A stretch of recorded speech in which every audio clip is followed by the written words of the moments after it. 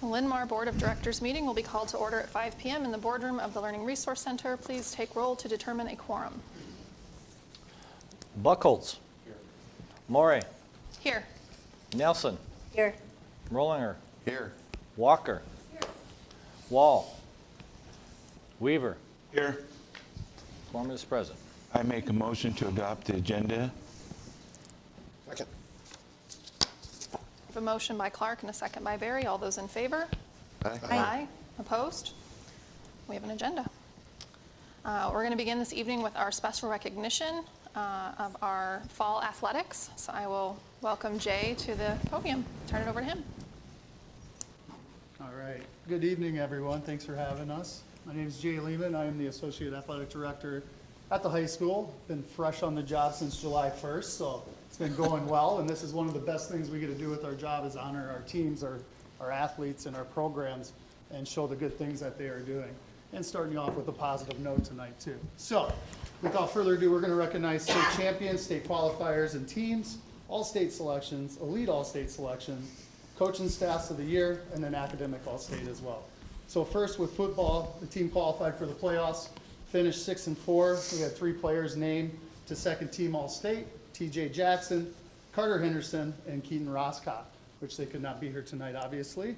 Academic all-state in football was Hayden Toms and Ben Blackford. So great accomplishments for that program. Next up is volleyball.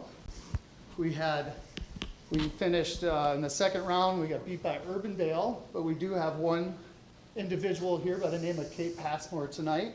She was named 5A Northeast All-District and second team All-State as a sophomore. So great accomplishment for Kate. Looking for more good things to come. So congrats.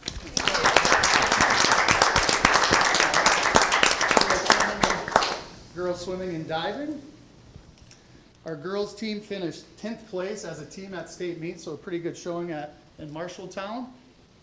Members of the team, Kate Denner qualified in diving.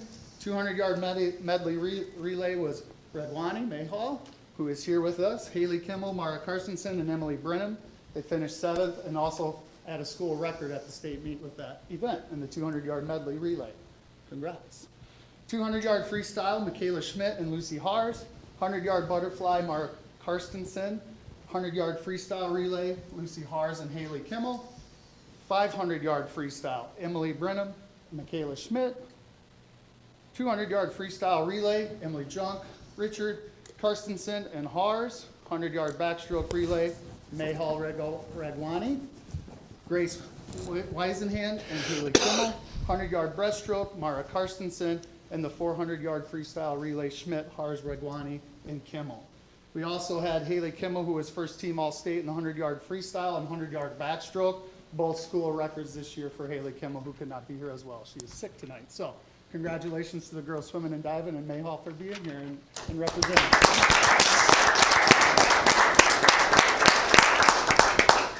Next, we'd like to talk about boys golf. They had a great season. They missed state by 1 stroke, so unfortunately didn't make it by 1 stroke, but a great year. Coach Chris James was named Metro and MVC Valley Coach of the Year in boys golf. So great honors to the team and Coach James.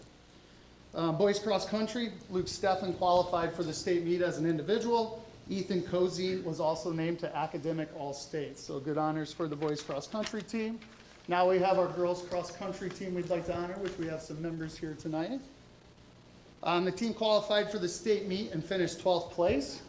Members of the team include Rachel Adamson, Jordan Beck, Allie Buck, Anna Buckholz, Avery DeChant, Addie Domer, Chloe Egbert, Gabby Marin, Bethany Northrup, Leah Paulson, Brecca Trapp, Abby Vesna, and then Abby Vesna and Rachel Adamson were academic all-state for cross country. Rachel Adamson was also named the Metro Female Runner of the Year for us. And Emily Burmeister was named All-Metro Coach of the Year for girls cross country this year. So great honors, congratulations, and great season. Thank you. And then last but not least, this fall, our cheerleader team finished 9th place in state in the cheer and dance category and 7th place in our stunt routine. Ashlyn Chamberlain was named to the All-State Honor Squad.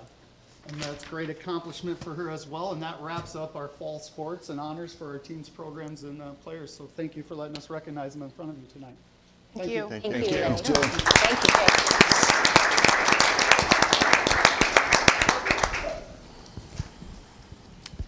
Clark's going to embarrass me, so go ahead. Okay.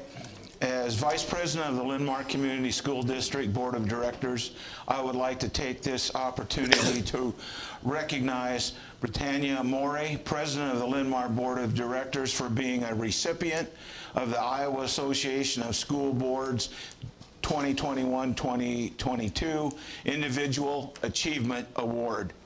The IASB Individual Achievement Award was presented to 112 board members throughout the entire state of Iowa for their ongoing commitment to improving their knowledge and skills by attaining various in-service programs provided by the IASB, and for providing leadership in our board services. The commitment of the 112 recipients to the board learning and improving education for their district and the state assist in offering a high standard of service and learning. Thank you, Britt, for your dedication and service to the Linn-Mar Community School District and your continued learning to better lead the Linn-Mar Board of Directors.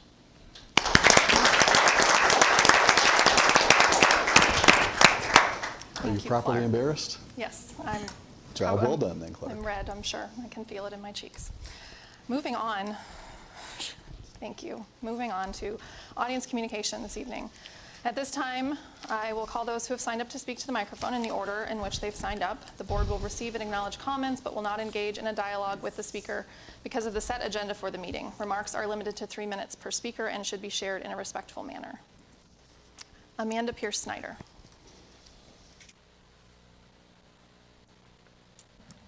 Hello, my name is Amanda Pierce Snyder, and I have 2 children in the district. I want to thank you all for the time that you give to this board. I would like to wish you all blessings this Christmas season and into the next year. I hope you are all given the gift of mercy, compassion, and kindness.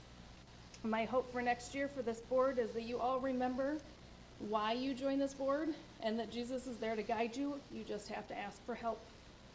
I also hope that you are quick to listen, slow to speak, and slow to anger. Thank you again, and God bless.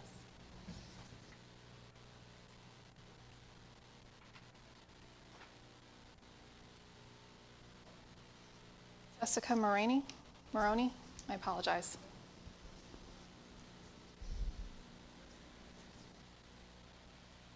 Hello, my name is Jessica Haraney, and as part of the district's strategic plan, being a diverse, equitable, and inclusive school district is part of our strategic pillar for Linn-Mar School District. As part of this, last year, the DE&I Advisory Committee was formed, and I just wanted to brief everyone on just a quick update on what we've done this past year and where we're heading. As part of this committee work, for our first year, we were really focusing on gathering data and understanding the current state of Linn-Mar as it relates to diversity, equity, and inclusion. This was reviewing data from the state required conditions of learning report, as well as the district-led student climate survey to understand our current state. This helped us to understand what areas we wanted to focus on. And I'm proud to announce we actually have 3 subcommittees that will be forming, and we would like to invite our community members who are passionate about this work to invite us. We welcome members of all races, genders, sexual orientation, religion, and any political party. We want all of you, all voices of Linn-Mar to be represented moving forward in this work.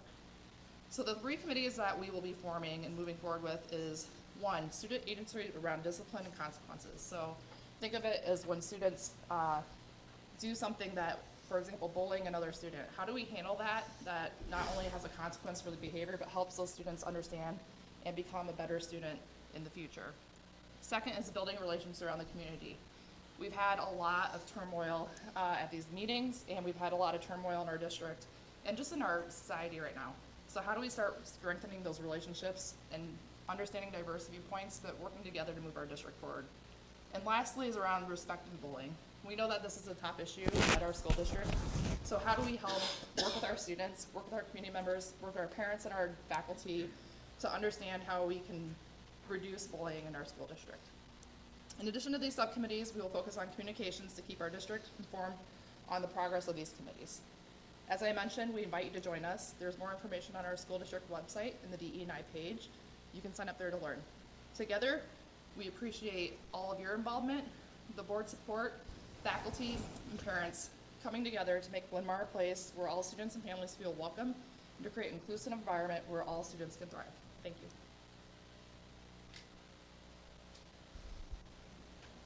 And Amy Hutchison. Hello. I just want, first of all, for you guys, just as a parent, when your child is having difficulty at school, you want to know about it.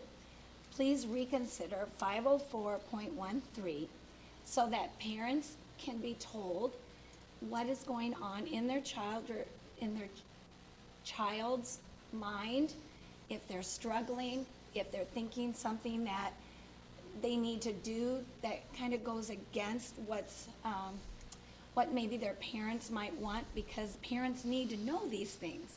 If it was your child, you would want to know. You would really want to know when a child is thinking thoughts that are difficult. And if you would, just please continue to think about looking back on 50413. All children matter. All children matter. And every child deserves to be treated with the utmost respect. And I believe that. However, we need to let our parents know. They need to know if their child is having some difficulty. Think about it if it's your child. Please reconsider some of that wording and go back and look at it. Thank you. Thank you to those who came to speak this evening. Moving on to informational reports. We have some guests this evening. We have Nick Glue from Medco. He's going to share an update on their programming. Welcome. Great, thank you everybody. Thanks for having us. And I think the best news about today is I'm going to be brief, and I've brought the rest of my team here to really do the heavy lifting. So first, thank you for your partnership in the way that we collaborate as economic development partners with not just you as school board members, but really with a whole team of folks throughout the entire school organization. So we are very thankful for the partnership that has grown stronger and stronger over the last handful of years, and are excited about some of the things that we'll talk about. Emily Russ on our team, she really leads our workforce and marketing activities. She's going to talk about some of the work that we've done under our Community Promise umbrella with some of our workforce programs. And then Brady Quinn, who leads our business retention work, which basically means we're out listening to our business community, understanding their challenges, needs, opportunities. He's really going to spend the bulk of this time talking about kind of what we're hearing out in the business world today, which is an interesting topic just in the economic scenario that we're in today. But I'm going to kick things off just talking briefly. Oftentimes I come here and show you pictures of development, talk about new investment coming to the community. I'm not going to show you pictures today. I'm just going to give you a high-level overview of what we've seen in 2022.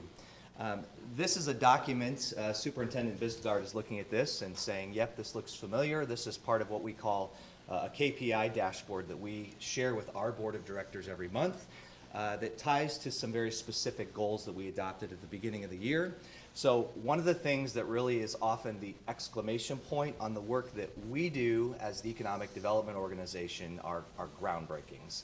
So oftentimes we're working on projects that you don't see, you don't hear about, you don't necessarily know about until publicly those groundbreakings happening. So at the beginning of the year, our board set a goal that we wanted to celebrate at least 4 big groundbreakings. And so the good news is by this time of the year, we had to add an extra shovel. So I think you're probably doing the math. You're saying, Nick, there's 5 shovels up there. We did have 5 big groundbreakings this year. A combination of new industrial investment and multifamily projects kind of comprise that. We really set a goal that we wanted to just not take leads, project leads that come to us from our partners at the state or at the region. We really wanted to work to generate new business development opportunity this year. We set a goal of generating at least 10 unique leads from companies or projects for this community, and the good thing is we're sitting currently at 15. RFIs are requests for information. So basically that means our state economic development folks, or maybe our regional economic development folks, have presented opportunities for us to look at and respond to. This year that was down a little bit, so we had a goal of 8. We've only seen 5 so far. So what that does is that helps to inform how we perhaps do business attraction strategy in the next year. And then the last number that I'll just highlight is we have a goal every year that we'd like to see at least and support at least $50 million of new investment in the community on an annual basis. Through the month of November, we're sitting at $47.7 million.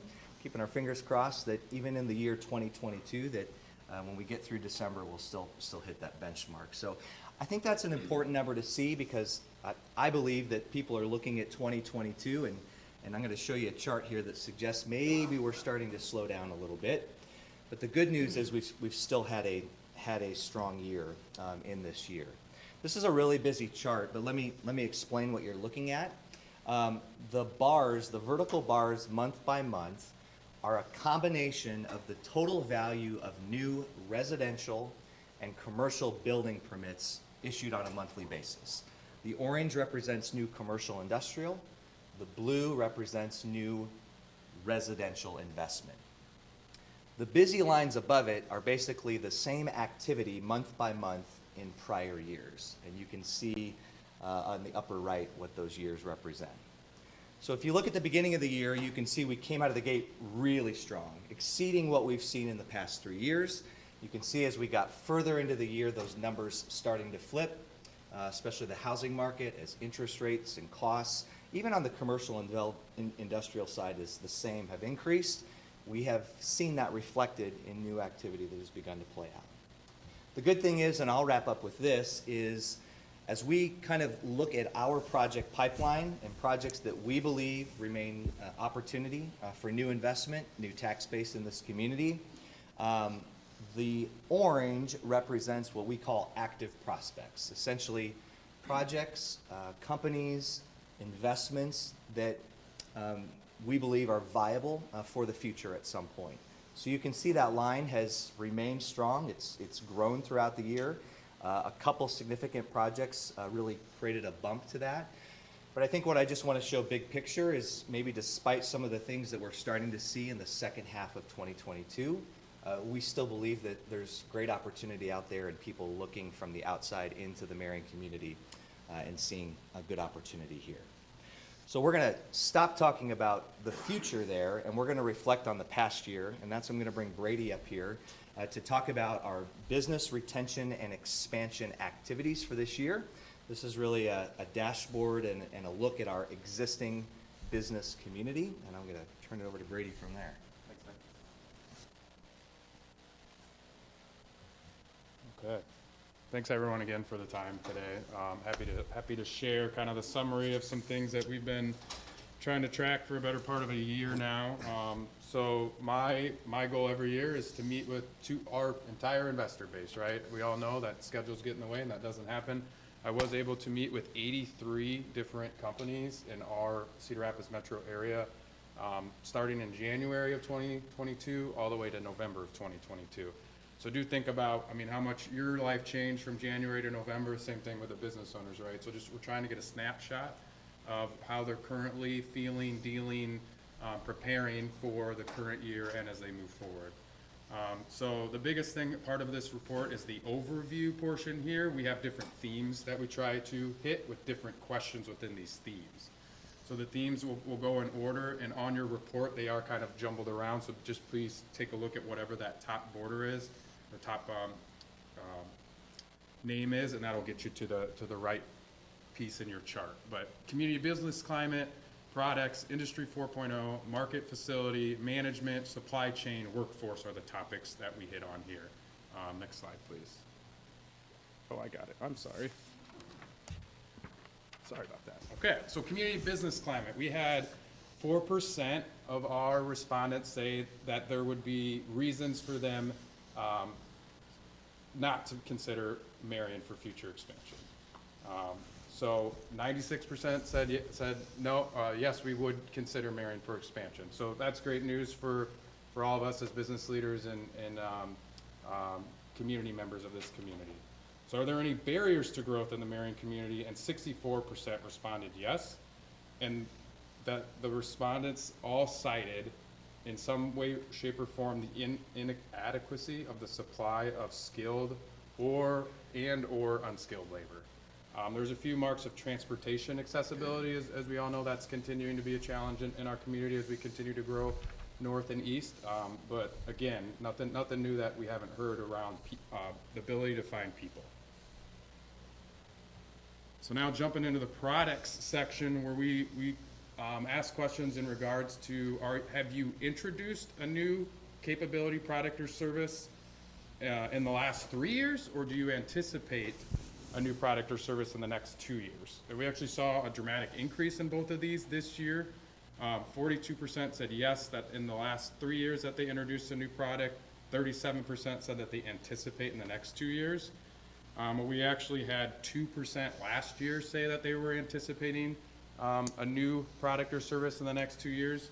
And we credit this a lot to, one, the state's ability to kind of see this automation and ability to start meeting manufacturers where they were at. And we were able to support and partner with Marion manufacturers here in our community to secure $1.125 million from, which was the Iowa Economic Development Authority's Manufacturing 4.0 grant program.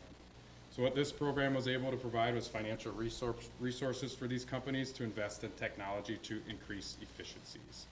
So that's just an example of a program that we're going to continue to advocate for the continuation and hopefully continue to bring some of that automation and new technologies into our manufacturing spaces right here in Marion.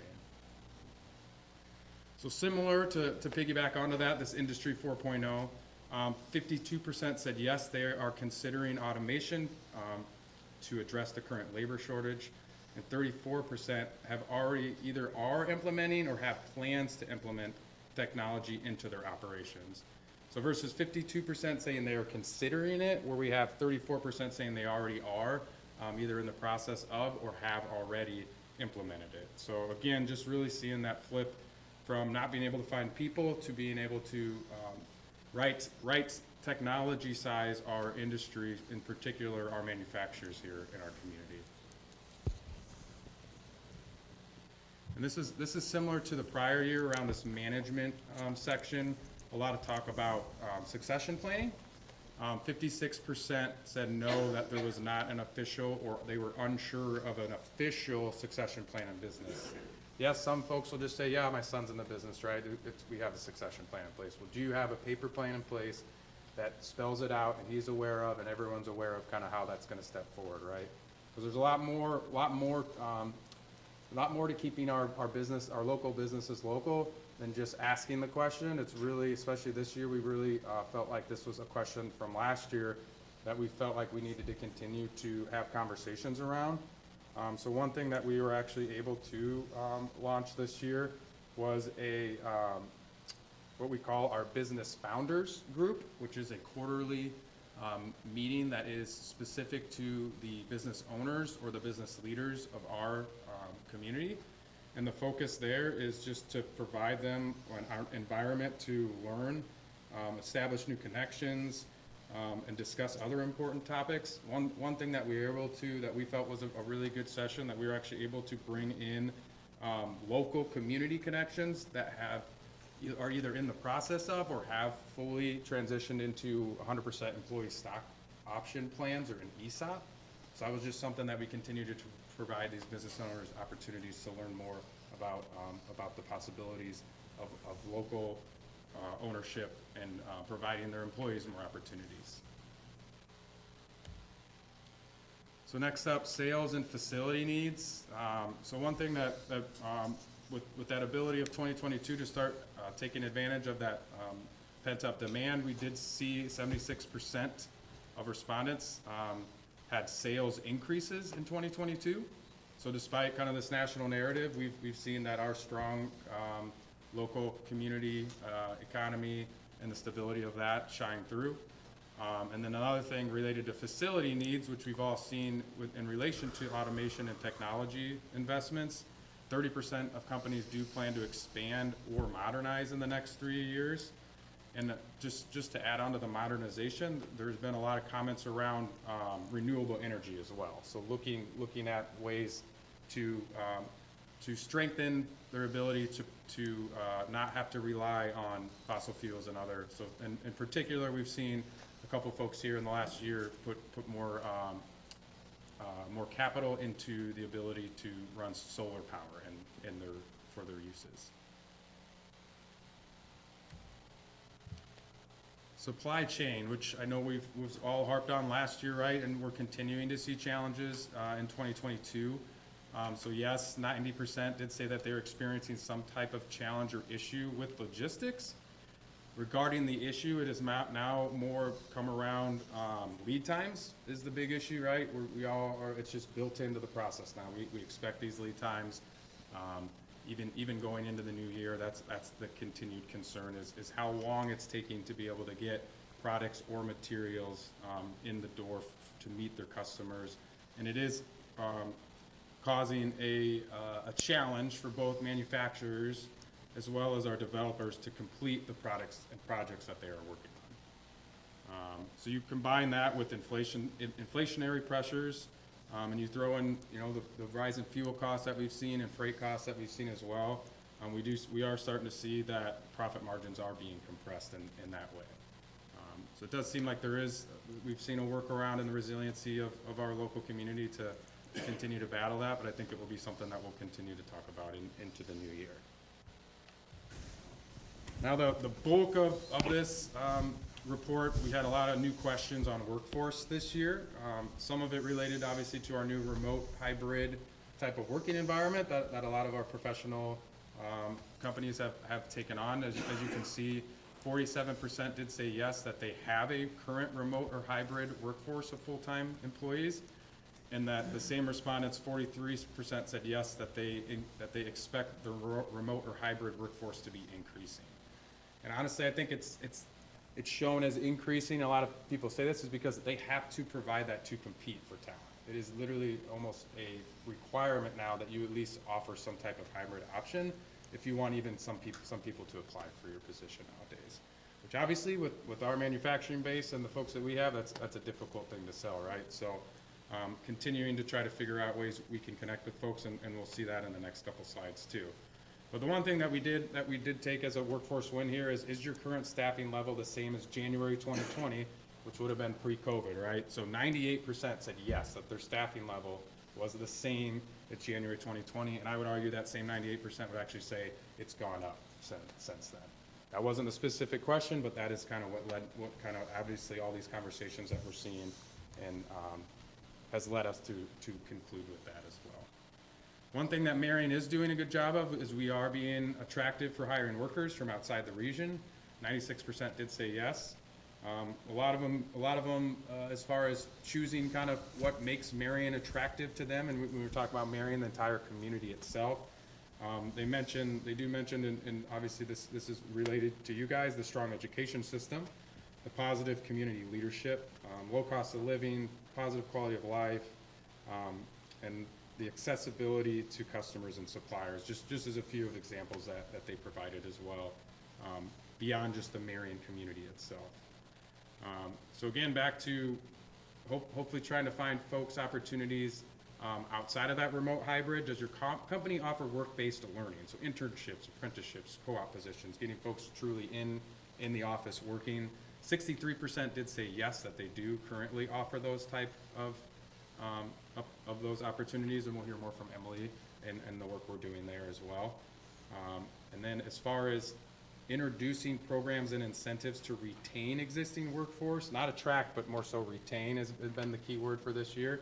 87% said yes. A lot of that is raising wages, raising benefits, but also re-looking at benefits, right? What type of new flexibility can we provide? Paternity and maternity leave has been a big comment as well, is really starting to make sure that they're providing those opportunities for their employees to have that flexibility, especially in the new way that everyone continues to work. Okay, and this is not a surprise. Any recruitment problems with any position, skills, or any employee position or skills, 89% said yes. And just a quick rundown of the most common ones we saw: IT professionals, CDL drivers, CNC machinists, land surveyors, and honestly, experienced professionals that's talked about a lot. Just kind of that experienced engineer, that experienced accountant. I just think with all the retirements and everything post-COVID, there's just been this lack of experienced folk to train the new people that they're bringing on. So a lot of a thought of an experience, but again, that entry-level general labor still continues to be a major challenge as well. This was an interesting one. So beyond unfilled positions, do you anticipate adding other new employees in the next year? And only 20% said yes. I think this is kind of a sign of folks starting to maybe pull back a little bit going into the new year, and more so taking their resources and their time and focus on retaining their employees versus growing their employment base at the moment. Does your company offer outside skill enhancement, training, tuition reimbursement, or other program funds to increase capabilities of employees? 77% said yes. And this is kind of back to the old tuition reimbursement. There is a lot of that mentioned and going on, but there are new creative ways that they're trying to upskill and offer opportunities to their current employees to offer them not a new opportunity, but a upskilled opportunity within the company that they work for currently. Okay, I know I'm getting along here. So last two options we did send out as an additional survey, reaching out to our partners about, did they add new jobs in the current year? And then if they added new jobs, did they meet the state of Iowa's definition of a high quality job? So 77% said yes, that they did add a new job in 2022, and a new job excludes hiring a replacement for an existing job. So they actually added to their team.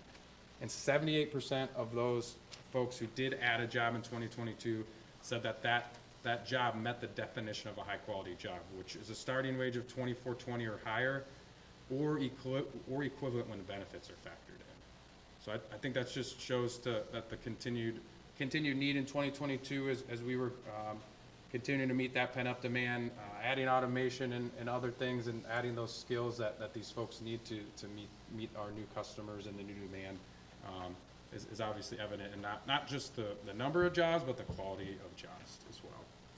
So to wrap up, kind of my themes that we pulled out of here that I feel is a good way to look at the 2022 BRE report as we go into 2023. Again, resources are being shifted towards retaining and upskilling versus adding to teams. Lead times continue to have major impacts on completion of products and projects, and freight and fuel costs combined with these other inflationary pressures are compressing final profit margins. And again, as local business owners grow their companies, succession planning is critically important to supporting the long-term retention of a business. And we felt like this was truly shown in 2021 and doubled down in 2022. So that's one thing we're going to continue to try to push and educate the community on. So I will jump out of the way now and let Emily hop in here and give her community promise dashboard. So thank you again for the time. Well, good evening. I'm Emily Russ, and I'm the Workforce and Communications Manager. And one of the things I get to oversee is our Community Promise program. Community Promise, hopefully many of you are familiar with, but it's our initiative to connect local students with resources and pathways to pursue high-demand jobs here in our community. So a few of the things in your packet this evening are this first graph, and it's we've been just keeping an eye on the percentage of graduating seniors that are on a pathway to pursuing education and training beyond high school, according to the post-secondary Iowa High School report. So over the past couple of years, you can see some of the trends that are happening in relation to 2- and 4-year post-secondary intent on training, and then some of the other pathways that we have tracked between both school districts. Over the past year, we have really been establishing a plan for every high school student to engage in work-based learning. And in your packet, there are descriptions between both districts, some of the different work-based learning opportunities that students are exposed to and that are available for them to engage with. And so this 28% is district-wide between both Linn-Mar and Marion, between the entire student body, freshmen through seniors in high school. And I know that this current school year, this percentage will increase quite a bit I know that the participation in both Kirkwood academies has increased, as well as Venture. I know that participation has gone up quite a bit. So again, this is the first year that we have been tracking this number. Something that you may have seen going on this last school year is our Marion Community Build. Our current home that students are working on is on the corner of 3rd Avenue and 20th Street. So this is a partnership between both school districts that the industrial trades class. The students meet every day in the afternoon and work on a home, and they got to build a garage this past year on the existing site. Got to participate in seeing this new sidewalk and cement driveway being poured, siding, roofing, and then in addition, we also brought in some of the folks who did some of the work into the classroom to help explain what they did, their career background, some of the things that they decided upon in order to pursue that pathway. Another partnership that we established in the past year was with Mercy Medical Center. We were awarded the Employer Innovation Grant, which supported a partnership between Marion High School students in order to receive their certified nursing assistant license. And then upon successfully completing that, worked at the hospital throughout the summer and continued working there.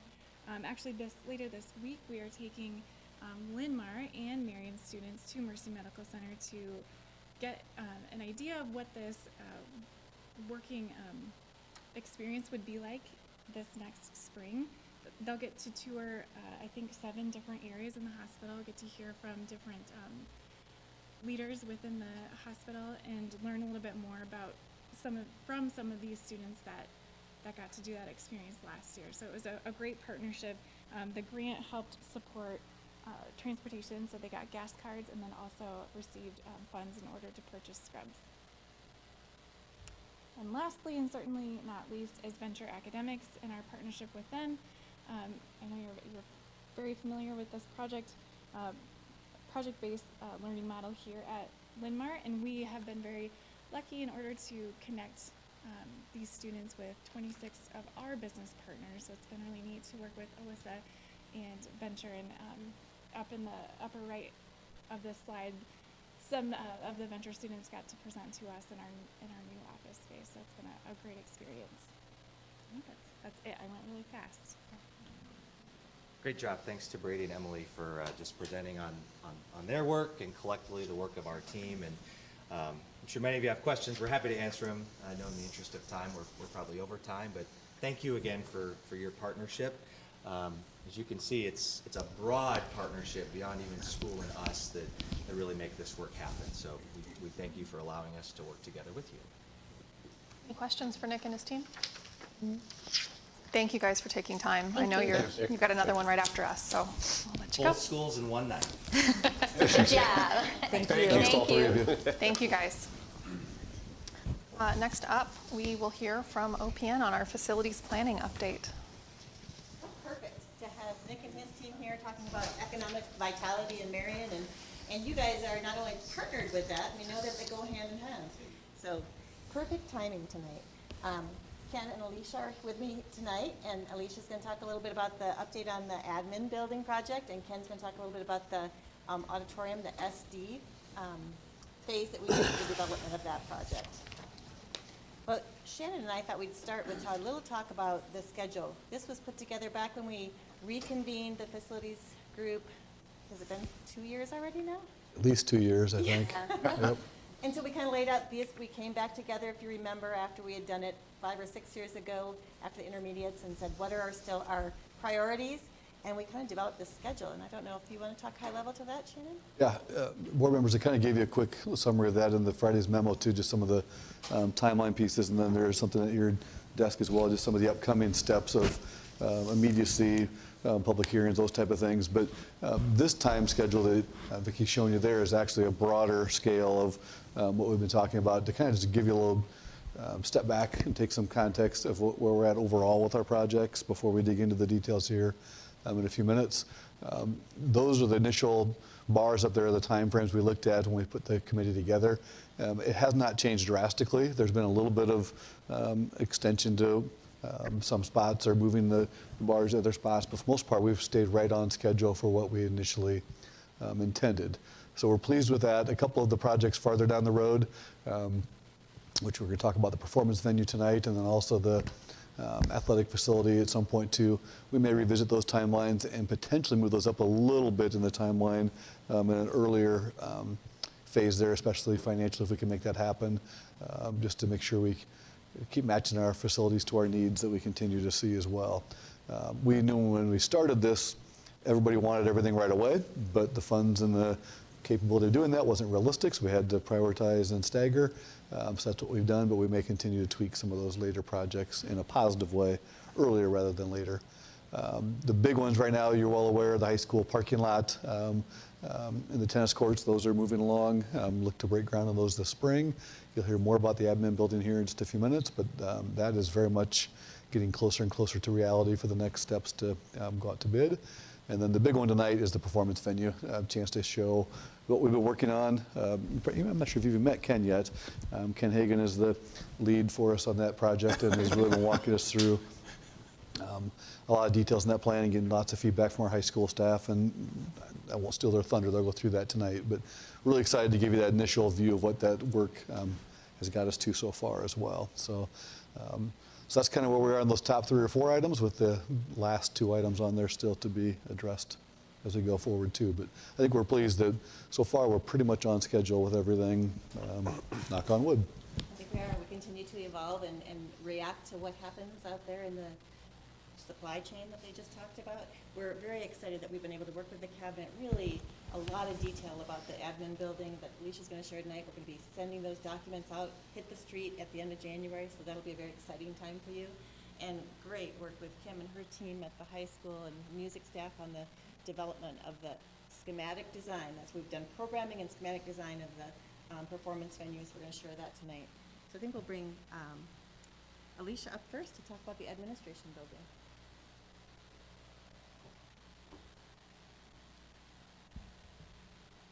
Okay, so we'll talk about the admin building first. You might remember from the previous presentation, the site plan where we have the building located. It's a really great site, a promontory location where you get great views of the rest of the high school campus and the athletic field at the high school.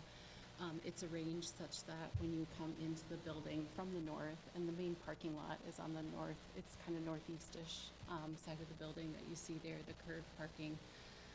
When you're entering the building, you're entering into a lobby space that acts as a spine where you can almost see through the building and see the high school campus and the athletic field beyond. And then on the west side of the building is where we'll have some additional parking for the board, and we're having a screened-in mechanical area and trash enclosure, and we've been refining some of the site connections between the building and Excelsior Middle School. We've added a walk that connects them too, because we will be relying somewhat on the Excelsior parking for larger meetings and training in the boardroom training area. So that's a direct connection between the 2 areas. And we've also extended the main sidewalk from the front door of the admin building to the sidewalk along the new access road that was recently completed.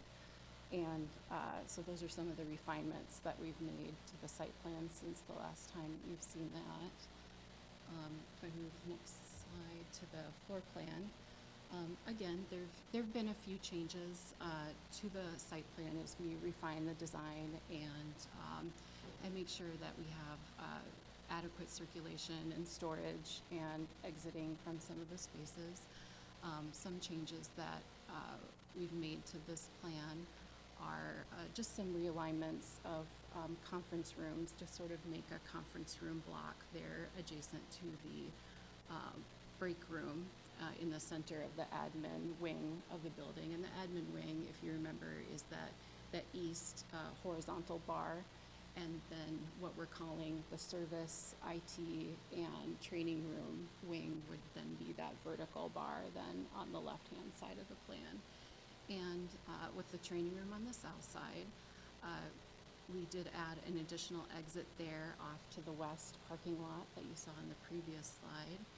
And we've shifted the IT room northward somewhat since I think our last presentation in order to get some additional natural light into the IT open office space. And so there've been some shifts. And then also we do have an interior loading dock leveler in the storage area.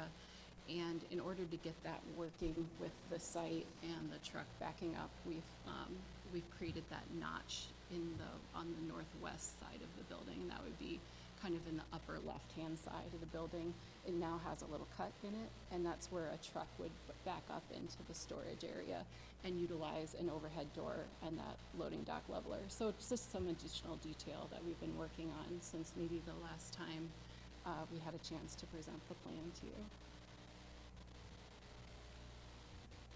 Moving on, if you remember, this is sort of the overview of what our site location looks like if you were doing a drone shot overhead or something like that, and the view of the high school and the stadium beyond.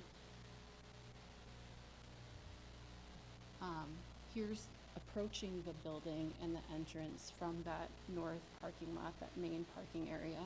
So you're walking down that wider walk that's along the parking and approaching that lobby space that we have glazed so that you do get that transparency through the center spine of the building and can see the rest of the high school campus. This area right here is the south patio area, just off of the main entrance to this area is off of that break room space for staff, and it's also accessible through the lobby space. So if the teachers or any other individuals are there in the training room for a training event and they're having a break, they'll have an opportunity to come outside and have a space to get some fresh air and some natural light in between training sessions. And these are some updated images of that center spine lobby space. If you look at the image on the left, this is sort of looking at the east side of the lobby and the entrance to the admin area. You see the area where the receptionist will sit with the glazed in access window, and then some super graphic signage and some placeholder furniture. And then on the right, you're looking at the west side of that, and that red wall then will be an acoustical panel material to help deaden the sound a little bit in that space so it's not so live and so loud. And then when you look straight down to the south, that's where you can kind of see through the building to the high school and the athletic field. And here's an updated image that I don't think you've seen before of our imagining of the boardroom area. The ceiling material is an acoustical panel material that'll help reduce noise reflectivity in the space, and the board then will sit at the west side of the room in front of the red wall with the Linn-Mar signage, and then this is just one boardroom arrangement that it could have, but here's a view of the boardroom. Next, we have two views of the break room space in the building.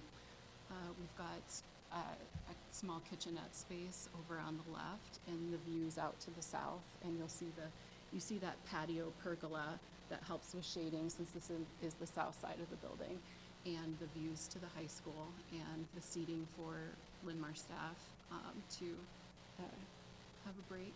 And then on the right side of the slide would be the other side of the room where there's a vending machine and some additional seating.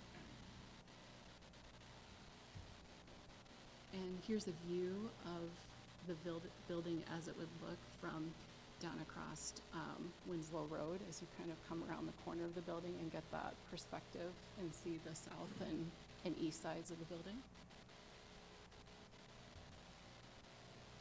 And then the final slide I think we have for the admin building would just to update you on the project budget. The price, we just recently received our 50% CD cost estimate, and our square footage has increased since the last time that we spoke about, just with some of the changes that I mentioned. And, but the price hasn't really changed. We've made enough reductions in the materials and the architecture to kind of make up the difference. So right now, we're still sitting at about the same price that we were back in September. Is there something, should we go back to anything, or is there any questions? I think that's, yeah. A lot of changes since last time you saw it, but as it continues to refine and we get closer to the time to finalize things in January, I want to make sure to give you one last chance to raise any red flags or just ask different questions you may have too. At one point, We've had some great board, the cabinet's been awesome, and they've been very integral in the meetings and getting us to this plan.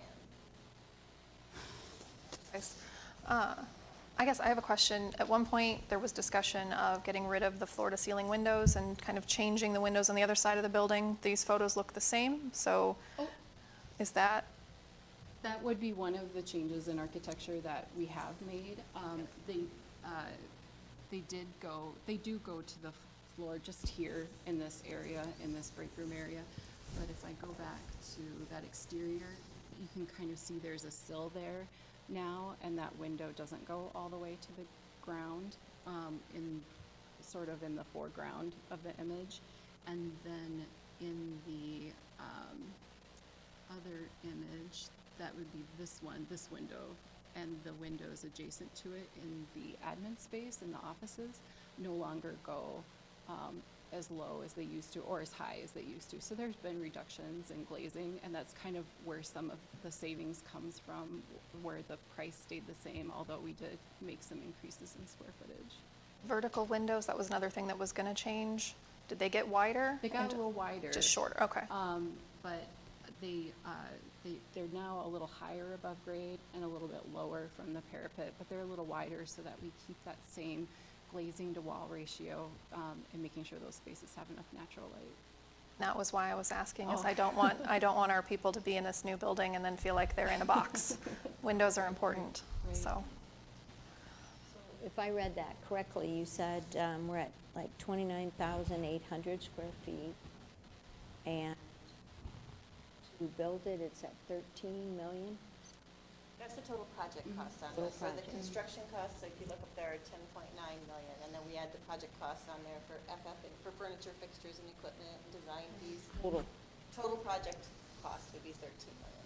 That's what I was thinking, so I just wanted to clarify.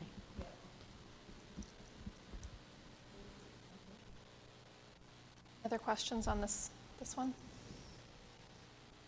Thank you. Come back with this one again on January 23rd for final approval and then to bid shortly after that. So. Okay, perfect. Anticipate there will be any need for shading of any kind in the boardroom on those windows? It will have Okay. shading on it, likely a two-level shading, so that Okay. depending if you want some view, the outside, some natural light kind of filtering in versus blackout for training purposes, Okay. for projection. There's also, you might be able to see over here on the left side of the building, that's the boardroom, the south opening into the boardroom, and it has some sun shading on the exterior also.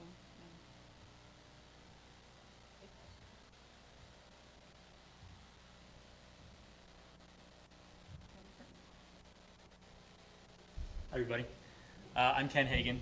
As Superintendent Bisgard said, you haven't had a chance to meet me yet. I've met some of you at various functions, and Vicky's up here to poke me if I get too far in the weeds. I tend to do that I on actually do occasion. that. She does, so if you see her throw a shoe at me, that's why. So I'm here to talk about the performance venue. So I would be remiss if I didn't start off by saying it was a pleasure to work with all the stakeholders and the administration on this particular project. It was so much fun to get to work with them and see their ideas and their concepts and go through that process with them. So where we started was we had kind of an existing program that we had an idea of, but we really wanted to refine that and understand what was needed in the process. So we not only went and scanned the existing building, looked at existing drawings, understood what you currently had, but we went through a lot of extensive stakeholder programming meetings as well as benchmarking. So we went out and saw a lot of facilities. The four that you see here were there to kind of help guide us into what we liked what we didn't like during that. So we saw a lot of different things, and that led to some of the concept development and the schematic design. We do that to inform the plan, right? So we really wanted to understand what we saw and how we could take the good and incorporate that into the plan. So I'm going to just kind of work left to right here as we go through the plan. So as you see, this is the addition. I'm pretty sure everybody knows where this is at or where it's planned for, kind of in the haunch over here along 10th Street, where you currently have the mechanical space. So what you see all the way over to the left is a new mechanical yard. So we're taking away all that stuff that's over there that's kind of I'm not going to say an eyesore, but an eyesore, and putting it into a yard and encompassing it and enclosing it. So that way it's there and easily accessible, but it's kind of hidden from view. That will also house a lot of the stuff for this side of the high school, as well as the new performance venue. So as we work a little bit further to the right, you see some of the back of house spaces. So things like riser storage and technology and other pieces that make the facility run are there.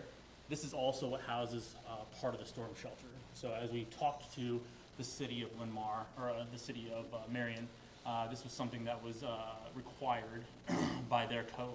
So this is where some of that is housed. Also a larger receiving area to get people in and out and get stuff in and out of the stage area. As we work further to the east, you can see the main portion of this, the house and the stage. So the house itself will house about 1,200 seats, or will house 1,200 seats. They will have ADA compliant seating on the main level and on the upper level. So we call that dispersion. So we want to make sure that we get proper ADA seating, so that way they have a choice of, somebody that's disabled has a choice of where they want to sit and see whatever performance is going on. One of the things that our stakeholder meetings and our benchmarking tours let us see was Ames High School and the new Ames High School, and the way that that was set up. The way that happens is there's, in the balcony, there's some differential seating that really kind of wings in, and you can see the stage a little better. And the other thing that does is it allows us to have some up and down within the house itself or within the auditorium itself, so you can start to see some of that vertical circulation happening within this building or within this addition. The stage itself is about 110 feet wide and about 40 feet deep at its narrowest. That doesn't include kind of the piano storage that sits on the other side of that, as well as the other vestibules and light locks and everything else that happen in the back of the house. As we move further to the east, you can see the pre-function space that kind of sits in between your current auditorium and the new auditorium. This is very intentional on where we put it, because we wanted to have that kind of a central location to be able to access all of the different performance spaces within the high school. As we work a little bit up to the northeast of the upper right, you can see some large restroom components. This is there to access for all the performance venues that are within the high school, easily accessible, but we wanted to move them out of the pre-function space, so that way it alleviates some of that congestion that tends to happen during bigger performances. One thing to note, and we'll get to this here, I've got a better slide of this, but that connector was something else that came out of our stakeholder meetings. It provides a lot of benefit, not only for performance nights, but logistically for the school itself. To be able to move pieces of equipment back and forth, bigger instruments back and forth. It just, again, alleviates a lot of that congestion that tends to happen during those performance nights. Jump in there real quick? Yeah, absolutely. Just for those of you that know the building well too, that connector that Ken's talking about where the restrooms are in the hallway, that connects all the way to the right to where our current band orchestra music areas are too. So that would really tie that whole part of the building together for them, instead of having to go through the main traffic section of the building too. And that was kind of a dream part of the plan when we first started working through it. So it's been fun to see this come to life a little more realistic fashion with the bathrooms there as well too. Yeah. So I just want to give you a little context of where that actually connects to on the other end. If you're familiar with where the Colton Center entrance is right now, that's where that would be. And we'll see some better views of that as we go along a little later too, when we get into the renderings, and I've got some different views so we can really get into that. As we move up into the building, this is kind of the balcony area as well as the raised portion of the seating in the back area. So what you see here is kind of the mezzanine level and then the upper balcony level. So if you think about the way that the seats are split up, we've got about 800 on the main level and then 400 up top.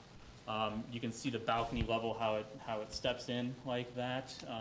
When we looked at Ames, it's a little bit more flat, and everybody said, well, I don't want to turn my head too much because I feel like I'll get a crank in my neck. So we ended up turning that just a little bit. It's an easy design move, and it allows for a little bit better viewing on the stage and gives a little bit better view angle. So you can see again the stairs up and down. We've actually got 4 sets of stairs within this, 2 closer to the stage and 2 in the back. So one is mainly purposed for kind of loading and unloading at the beginning of the show. The ones up front offer a little bit more ease of use during shows, so you're not missing out on a lot of the show that happens.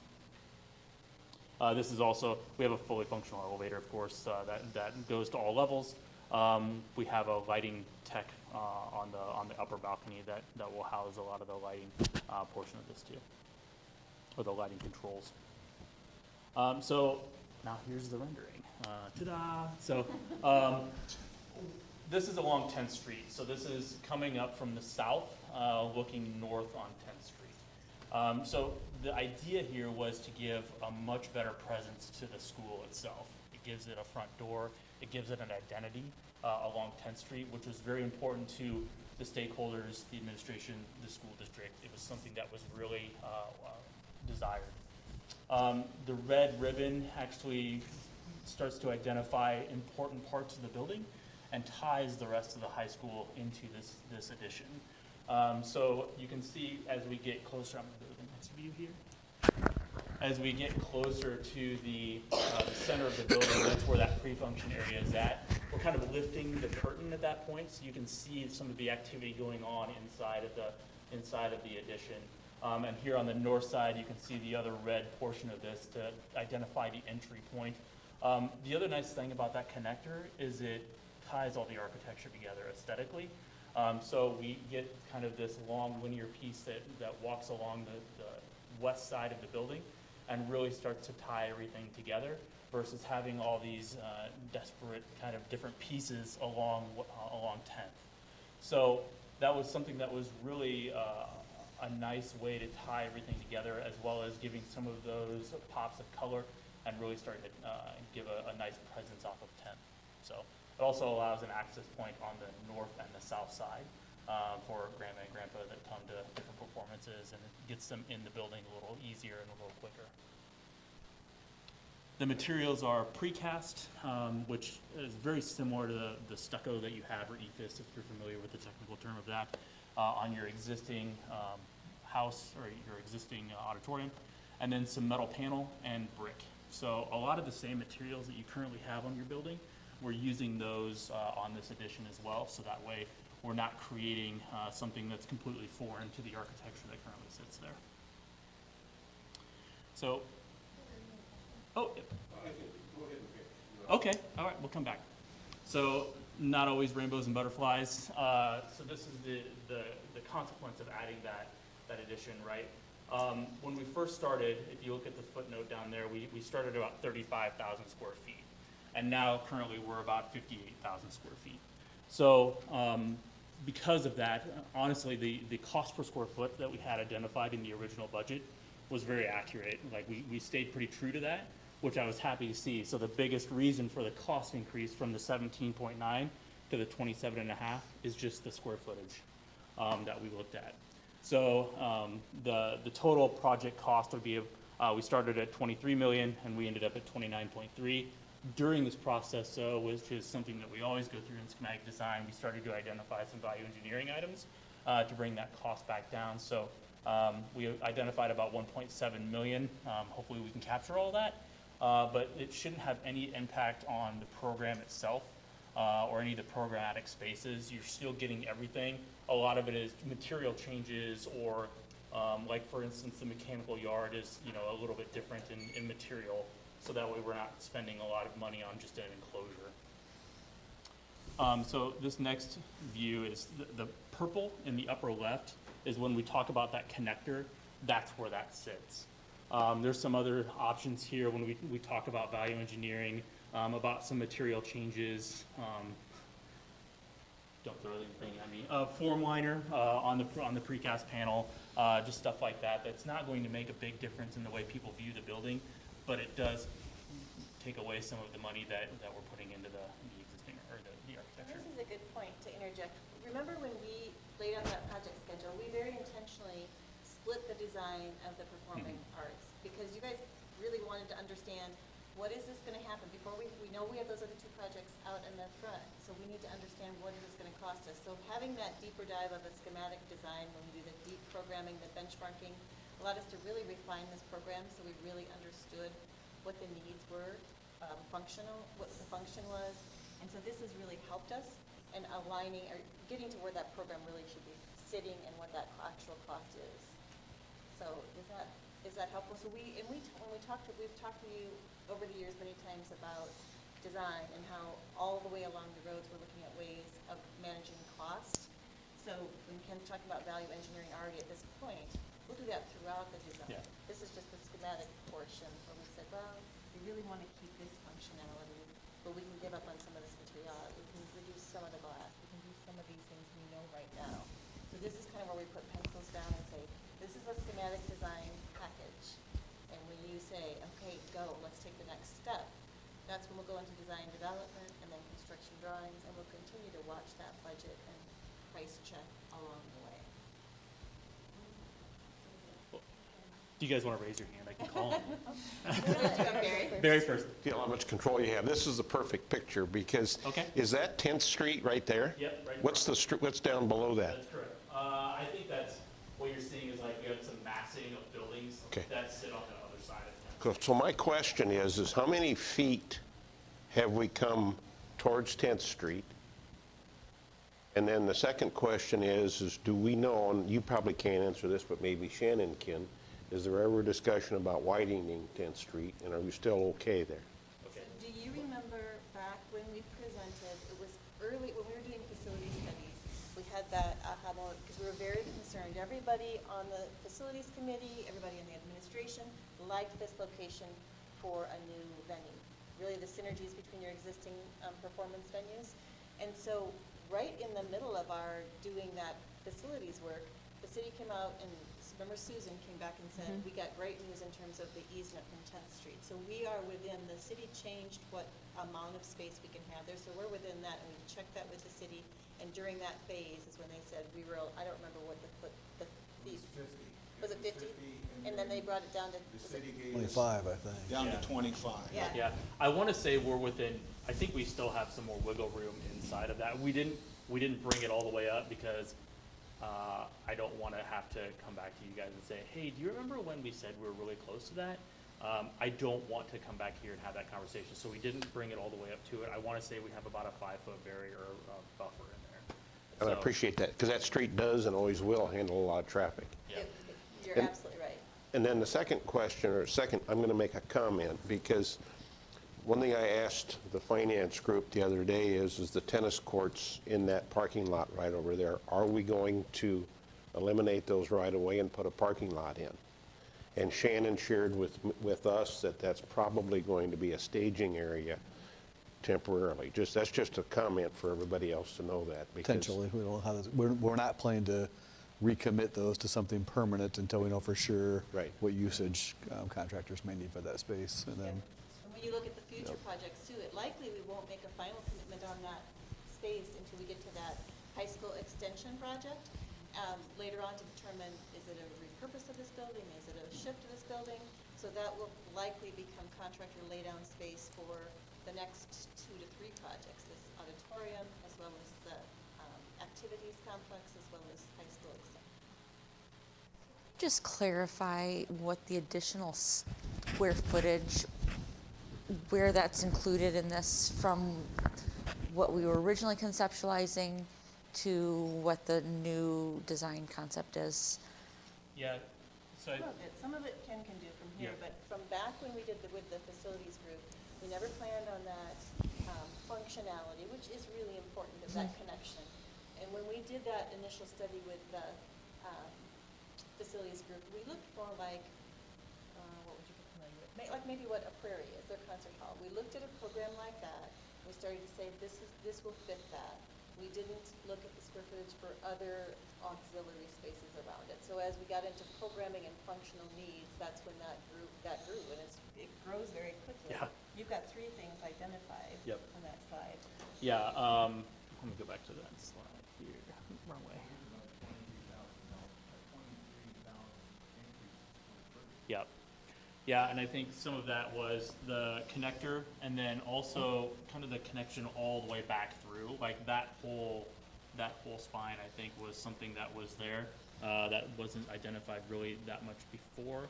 Also, as we got into it, if you go out there, there's a pretty good drop from where that's at to where we end up. So in knowing that this is going to sound backwards, but we had to move the building actually away from the existing building a little bit more to give us enough room for ramping and like everything else that happens within there. So some of that was eaten up in some of that kind of roundabout piece. Also, when we went through the stakeholder group, like Vicki said, understanding what some of those back of house spaces wanted to be versus what we originally were thinking of them. So those grew a little bit too. Just knowing some of the riser storage, the storm shelter was one too. That was something that was the added piece to that because we need, I think it's weeds talk. It's about 7,500 square feet of space because we have to account for 1,200 people plus the people on stage in that storm shelter area. So that ends up being a good portion of what the added piece Many was. layers of it. When we started the stage, you have a good problem to have in that you have really wonderful music and fine art programs. That's a lot of people participate. That's a lot of people put on show choir on stage, and so that needed to get bigger and stretched the size of the groups that you're now supporting. Yeah. So it's right sizing things. Where's the storm shelter aspect on the? You can't, I'm going to point. I hope that's okay. I think the live stream here. Okay, so right now, do you see this kind of over here and here? So it's kind of all of this right here. The storm shelter, that's one. And the other one, that's the right over here. And here. So this and that. So it's a pretty good amount of space that we need. Multi-purposes as what? Well, so the back is, we have, what you're seeing there is, we have a mezzanine, a mechanical mezzanine that we will actually push some of that equipment that's in that mechanical space up. So it'll be mainly storage area, but you can't have other stuff in there. They're really persnickety about, that. Even to the point of there's the room that's kind of on the north side, we call that an electrical room, so that's where some of the panels will be. So even though it's within that space, we can't put people in there during a storm event because of the voltage and the amperage that sit in those panels.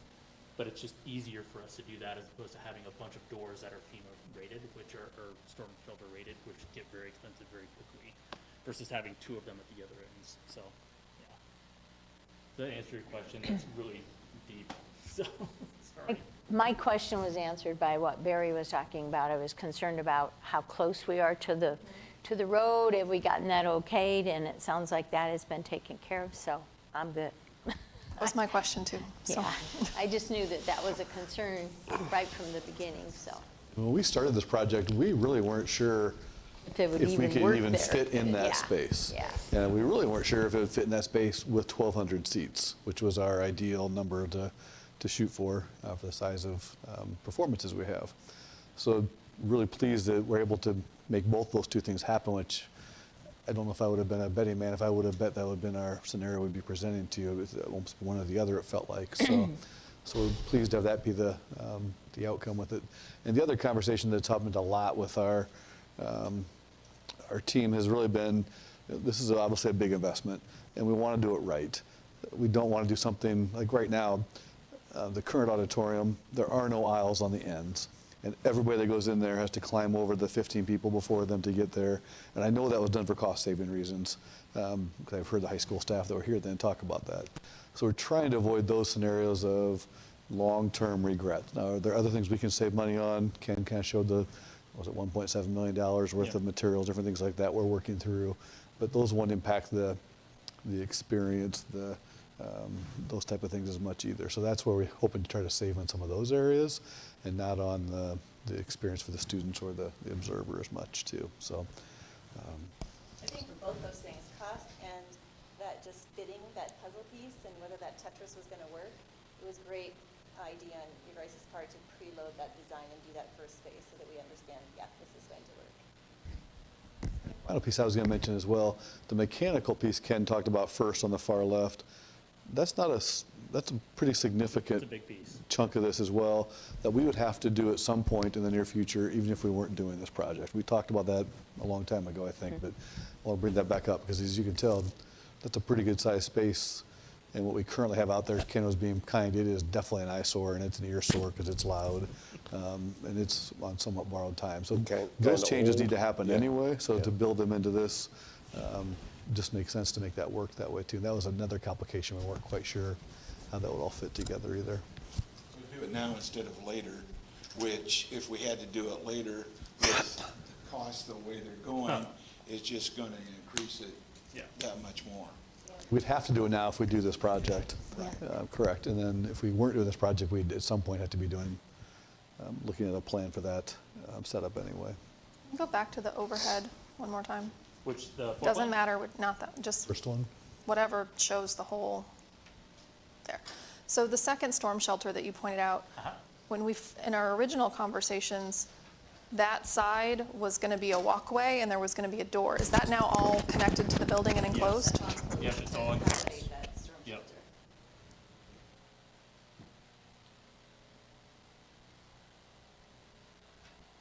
And you probably get a little better experience for people coming in, either from the south or north, with those connectors. What does it look like for the classrooms that have windows right now? Will they just look into a hallway now?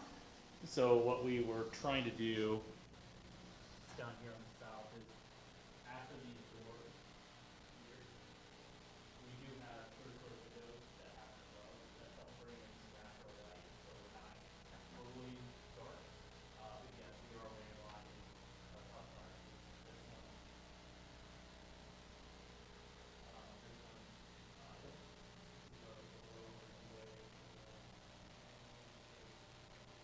So we are landlocked in a couple of classrooms. That's, but we tried to do our best to still give them some form of natural light within there as best we could. Any other questions? Great start. Thank you guys Pretty exciting to see. Thank you. Thank you. Thank you. We're excited. Guys.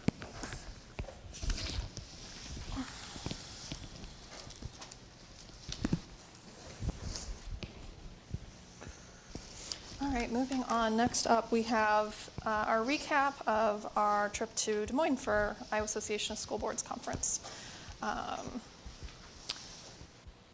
guess what I'm interested in is I always have this habit when I go to conferences of I hear a whole bunch of really great things and I'm energized and I want to come back, and then I forget to integrate those great ideas or to share them. So I'd really like to hear everyone's thoughts about the experience, and then if there was something that you learned or heard that you think we should pay attention to in the future, in future conversations, I think that would be great. So anyone want to start? I'd be glad to. I'm not going to belabor a lot of these things. Went to one about navigating conflict, which I thought was very productive to hear. And what it did was bring back a lot of things that, over the years as a teacher I knew, but it's always good to hear it again. And I think the three things that came from that what did you learn about conflict? And first of all, you have to listen. That's very important. You have to listen to what everybody has to say in the room. And all sides of the conflict. Everyone has to be listened to and thought about, and it's not just one-sided one way or the other. Communication is incredibly important. No matter what we do or say, we need to communicate openly. And also they highlighted that you had to look at everyone's perspective. And I think that's extremely important in all the things we've been dealing with the last couple years here. And a comment that great relationships don't avoid conflict. They have conflict and know how to thrive because of it. So, you identify that as a conflict. It's going to happen. We got to work through it. It's uncomfortable. But if we do, we can get to the other side and it will be better.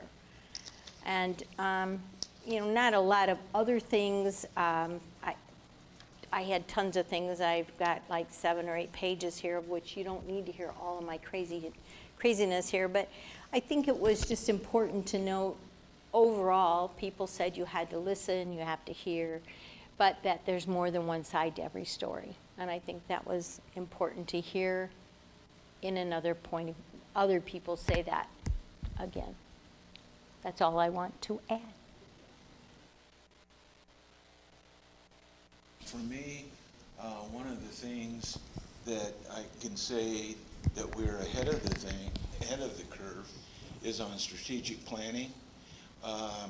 When they started describing how they're getting started, and we are so far way past that, we could have got up and, a lot of people with what we're doing, because obviously I'm prejudiced. They're just getting started. Oh, good. Nobody wants to hear me anyhow. Down there. Yeah. Yeah, speaking of listening and hearing, but I'd like to go along with what, Sandra was saying about that listening, and even Doc Brown, I was extremely impressed with that gentleman. That's something that I think our whole district, I think every parent, every teacher should listen to him, because he had the audience right off the get-go and stayed there. And what was interesting kind of for me is that our orchestra people were sitting back. Here's high school kids at this conference, and now they have to listen to this guy. And he was so dynamic across the stage, and what he said, they were all listening. And he even brought one of them up on the stage to present about different points of view, and people have different styles, but we're all human beings, and with ideas and the listening skills and communication. And all of our kids, all of them, they just really appreciated him, and that's something that you don't normally see at a conference based like this. That you got kids, oh God, we have to sit here and listen to this guy, but they did. And I think that was absolutely a highlight for me. I would like to hear him again. I'm envious of Britt, because I know she got to the book signing. By the time I got around there, he was already gone. The one other thing, and I've said this before, so this is not new to board members. Our orchestra, I think, blew everybody away. It was one of those things that they were so good that I spent a lot of time, since fortunate for us, we had a table right in the front, so I could turn around and look at the other people in the crowd. In past, you could see people working on their cell phones and stuff like that. This time, nothing. They were so focused on those kids. It filled you full of pride. I know I talk a lot and long, but all of us, I know, got things from other districts saying how they really enjoyed that. And I know Shannon got one. this superintendent was in a small school, so there's only about 40 schools in the state of Iowa that can have that kind of orchestra and have the facilities for it. And it just blew him away. And I think when you start hearing from people that you don't even know about what the high school kids did, you know, for those instructors and those kids, it was an exceptional time, and you know, very proud of the way our kids handled themselves, you know, during the concert, but also afterwards too. So. In addition to Clark's comment about this Dr. Brown, and I don't need to add more because I'd watch him tomorrow as well, but his big kudos to him was he came from nowhere. He came from, and the public schools are what saved his life. So it was kudos to public schools, kudos to public education, and I think he came from the South, I believe. But that was some of the, talk about kicking off a board. I mean, that was wonderful. Yeah. So. I'll not try and drag out much more because what you've said, I agree with all of those things. Along with Clark, the orchestra was certainly a highlight of the couple days I was there, and the amount of people that just meeting new people in conversation, and you tell them where you're from, almost every single one would say, "Oh my gosh, the orchestra was amazing." So that's a testament to what's being done here, the investments being made in our fine arts, because it really was remarkable. My view of the conference was really good. Everything I attended, I learned a lot in every session I attended. I know I shared with Brandon, I'm sure that will get passed around at some point, my notes and those sort of things, but it was well worth the time to go, and I'm glad I went and came home with a lot of education. Only thing I'll add was I also went to the strategic planning session, and Shannon and I were sitting next to each other, and about halfway through, we both said the same thing to each other, that it was reaffirming that we're doing all the things that we should be doing, and they gave us some great documents on, their session was how to make it a living document, not a piece of paper that you approve and forget about. And so they showed us how to keep working through it, and so I thought that's going to be helpful as we get to this next phase. I also went to a session on budget projections, which gives me tons of questions to talk to Dave about over the next few months.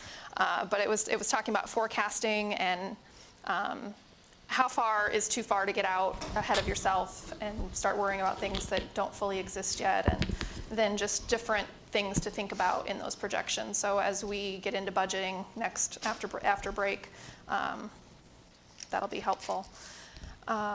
And then I stayed an extra day. On Friday, I did the President's Conference, which just is, I went to the one last spring, and I'll say the same thing about it this time, is you learned so much from just listening. And half of that morning, it was just a morning session, and we talked about security, both, you know, Alice, school safety, but also cybersecurity. I'm sure I had nothing to say about cybersecurity, right? No experience there. But we also spent time on social media, and we spent time on team building and recruitment and retention. But then the second half of the morning was roundtable discussions, and just being able to hear from other board leadership what they're going through, how they're tackling similar situations that we have. It's just, you just learn from hearing what other people are doing. And so I will be interjecting those best practices when they come up for us, because we've got great partner districts and great districts that we can lean on throughout the state. So I think it's a great investment for all of us to go, and thank you for sharing. Shannon, you have anything to add? Not really, no. The only thing I would add is just to appreciate everybody that was in the country being able to attend. Those that weren't in the country, we understand why you couldn't attend. But it's a big commitment out of your busy lives to do that. But I do think the learning and the connectivity piece is well worth it too. So thank you. And then just kudos to our orchestra. They were I think everybody expected them to be fantastic, and they were even better than fantastic, whatever that descriptive word is. So it was a fabulous way to start the conference for everybody, besides us, too. I So. did a video on some of them, and I've listened to it since then.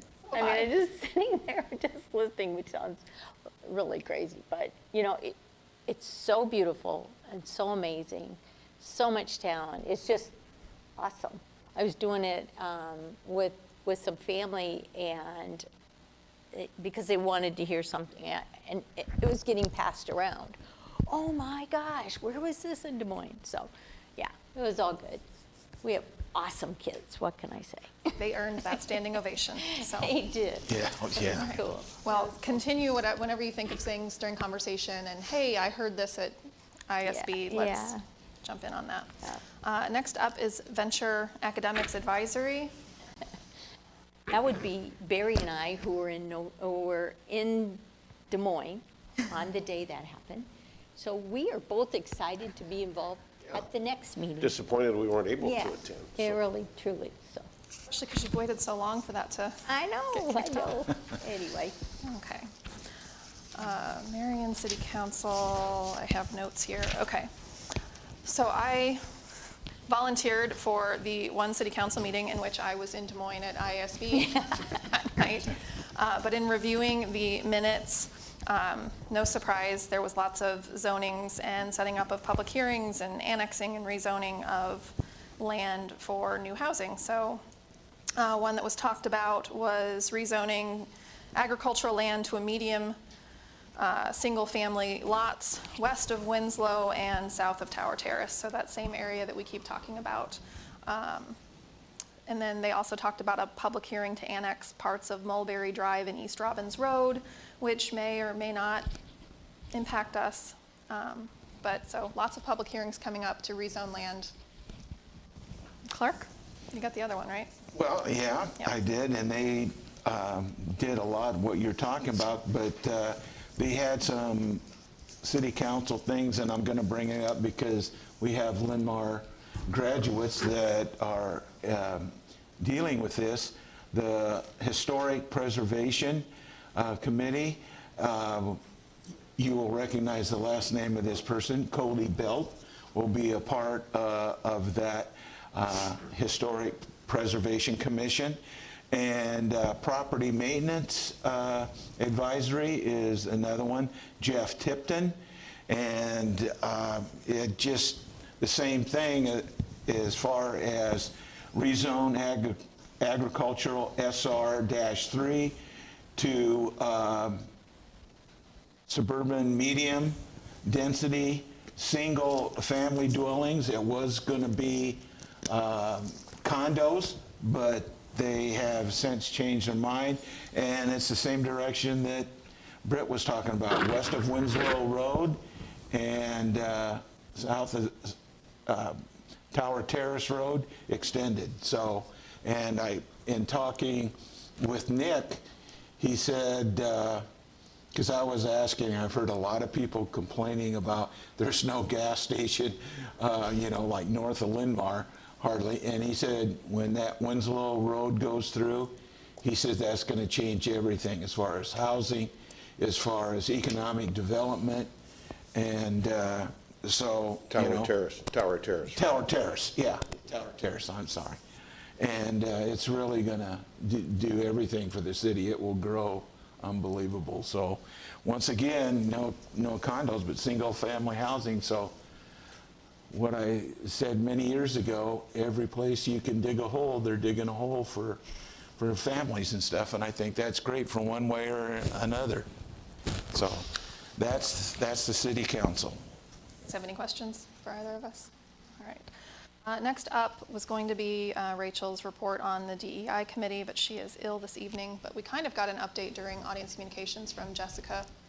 I'm only saying her name so I can say it right this time. Haroni, that is an Rainey? H. See, I give up. It's an H this time instead of an M. I apologize. So we'll move on to board visits. We went to Novak on the 1st and Excelsior on the 8th. Anyone have anything they'd like to share? We're both good visits, of course, yeah. Very fun. The both schools are doing incredible things. Always such a delight to see the kids doing their thing, learning, and having fun doing it, being so engaged at both schools. I thought that was one of the highlights for me, was how engaged the kids were in the work that they were doing and how interactive the classrooms were in conversations with each other, conversations with the adults in the classroom. So that was one of my highlights. I just like the energy that we're seeing in the classroom from the kids as well as the teachers. And the unique thing about the students that I really like is that they're reaching over and helping one another when somebody doesn't understand something, or they can collaborate with somebody else. And one of the things that I noticed a little bit more at Excelsior is a teacher actually getting down to the level of the desk of the students and speaking eye to eye. And you know, the students were looking back, and then they're starting to understand what the teacher wanted and how to do things. And I think that's a testament not only to the students, but the staff at both schools, how they're getting involved with the students. And hey, when the teachers are involved like we've seen, that's a great thing. That's what it's all about. And you know, I know we're off of the, hopefully, knock on wood, the COVID and all that stuff, but they're just, the energy to get back into school and have a normal day is really, really good and fun to see. One other thing I will add is that if you've never seen a pre-K teacher coordinate a group of pre-K kids painting, it is a amazing sight to be seen, and that teacher deserves an award. I was blown away. I mean, I remember being terrified to get paints out with my 2 kids when they were that age, and this teacher was like remarkable, and I just walked out with my jaw dropped at, she had that down to a science and knew how to keep them from painting on each other and the table and the papers and themselves, and That was impressive. I was just very I'm gonna impressed. give kudos to my wife, because she was an art teacher, an elementary Every art teacher out there And that's as- getting as pre-K Sandra- yeah. kids to paint, As you are my Sandra hero. knows, you know, when you're teaching the little ones and then the little ones grow up, it's kind of hard to recognize them. Well, when we're out and about, some girl or some guy will come up to my wife and go, wash, wash, wash, dry, dry, dry. Because that's what she incorporated into them. So, you know, the cleaning up part. And they would have to tell their name because she couldn't recognize them because they're like 18 years old or 20. But it was always wash, wash, wash, dry, dry, dry. So that's a kind of a cute thing there. And I'll just say I truly enjoy visiting the schools and seeing them. It was my first time in Excelsior, so it was good to see that. I think I've been through all of the buildings now. I like to see the collaboration with the students, and the energy is certainly high in those buildings. So it's an honor to be able to get through there and to talk to some of our teachers and administrators in those buildings and getting to know more people. So. I agree with everything that's been said, and I'll just add that at Excelsior we got to hear about the high reliability schools process at that building and how the team works together and goes into the classrooms, and we hear about all of that, and I just continually enjoy, I love seeing our kids learn and I love going into the classrooms, but I also like to see the PD and the structure from the staff side, because we hear a lot about that they want more of that and they want that interaction, and to be able to see how it's working and how the surveys and the feedback and all of that is working, I think is that's just as important as what's going on in the classrooms, is to see how our staff are being supported and that. So, all right, next up, CTE committee. Forward. Go ahead. Go ahead. Okay, well, we started together, and then we kind of broke into different sections. And for this particular time, I had been working with the group that had to do with the ag the ag group, and some of the things that I've heard over the last few years are the same things I'm hearing. And so we talked a little bit about how can we make a difference and how can we work through that.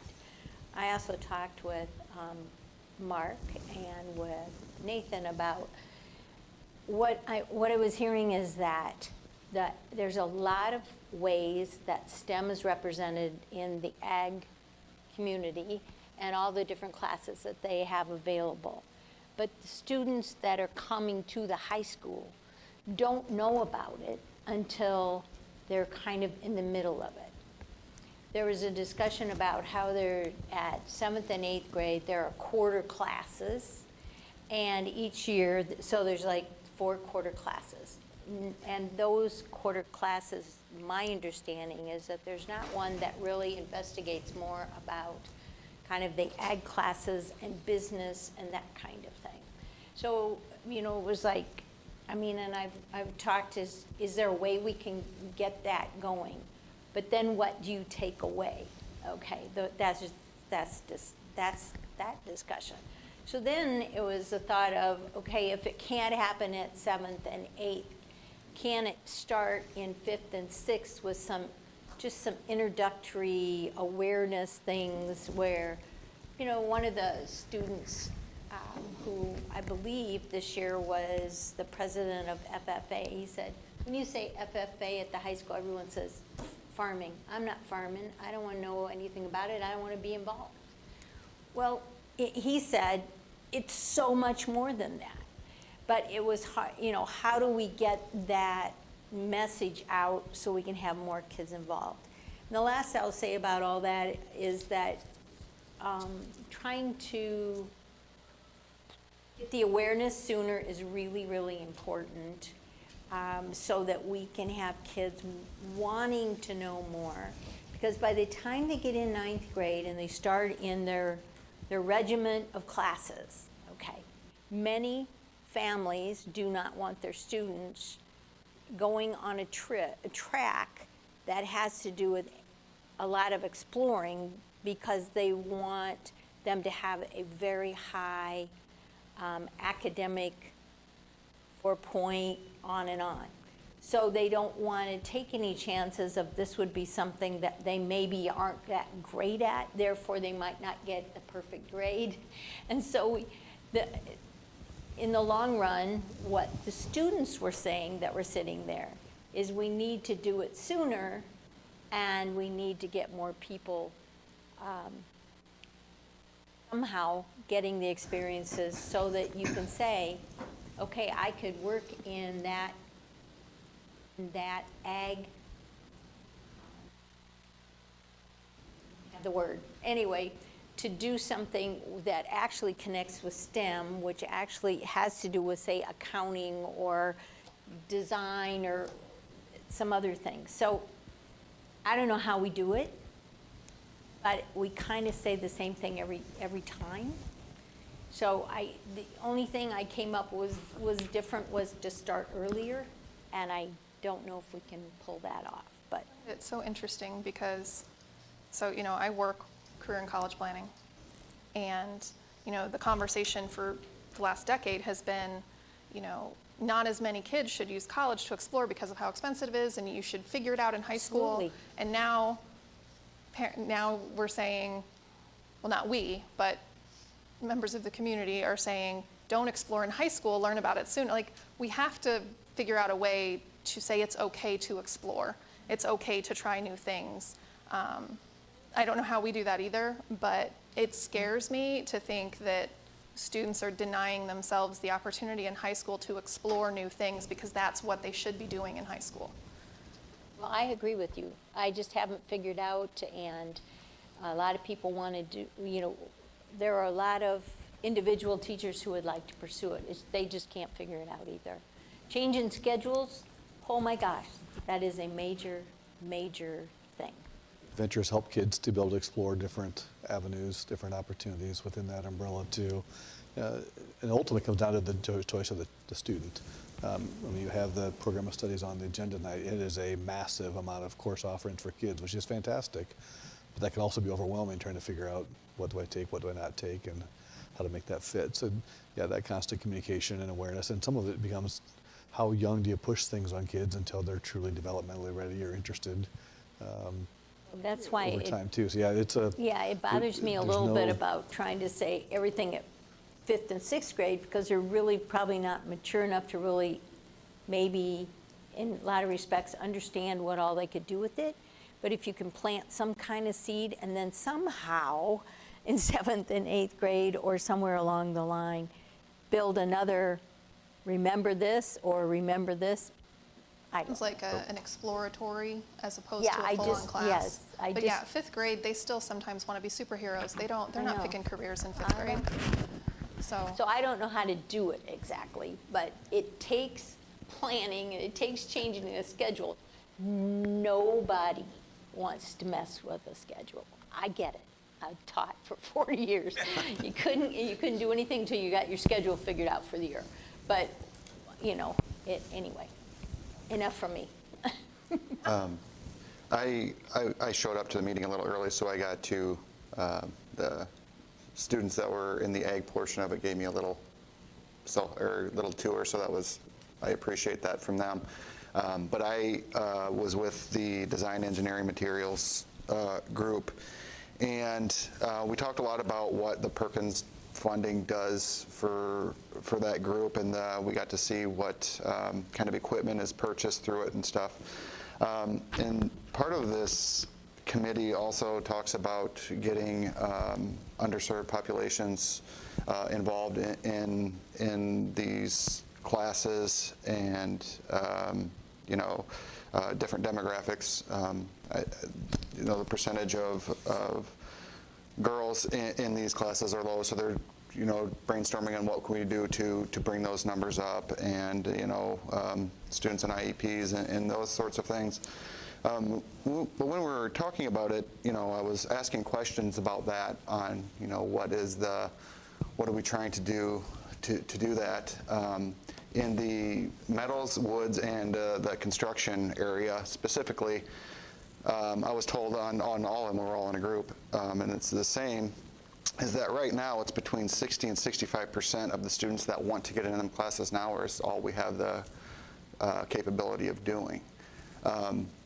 So obviously getting other demographics involved is a direction we definitely need to go. But I think with what we heard even from Medco tonight on what skills are going to be needed in the future, those areas seem to be there will be a large need for skills in those types of areas. And speaking with the instructors in those groups, all believe that it could be expanded to help fill some of that gap. So I think that's something, as we're looking at where to invest those types of things, I think that could be a corner that we should certainly look into because of just those numbers of students that want to actually take those classes now and can't. Said 65% of the ones who want in can get in, so that leaves, okay. Yep. Just wanted to verify, can I double check on that? Okay.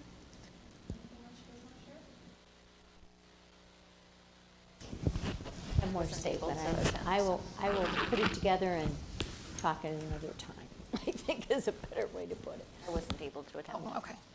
I like the fact that Sandra got the STEM part involved with the ag. I think that can go so many different ways that are all positive, and you add what Matt was saying as far as Medco. I think a lot of those different things will work, but that STEM is a kicker because there's a lot of different parts to that fit into the agricultural community.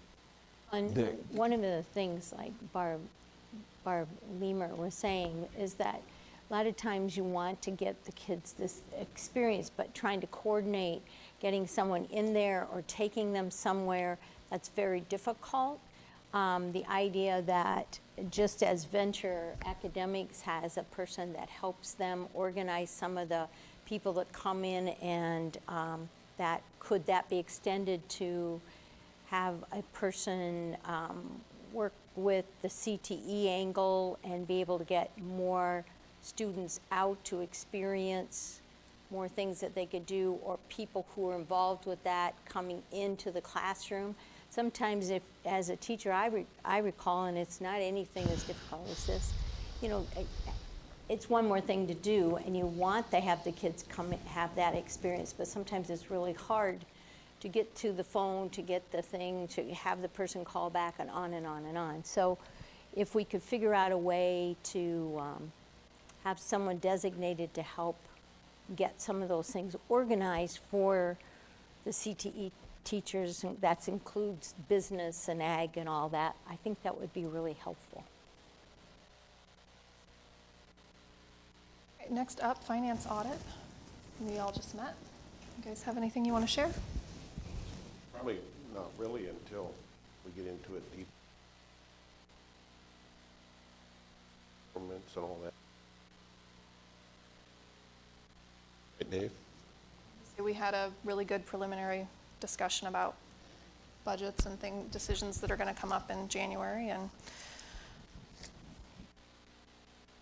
come in January. It's just one of those things More to that, come. things that are going to be the first two things that we're going to tackle, and we've got things covered. And then it was nice to go over about property tax and how, as of now, we don't have to raise that. But that might be something that we might have to do in the future.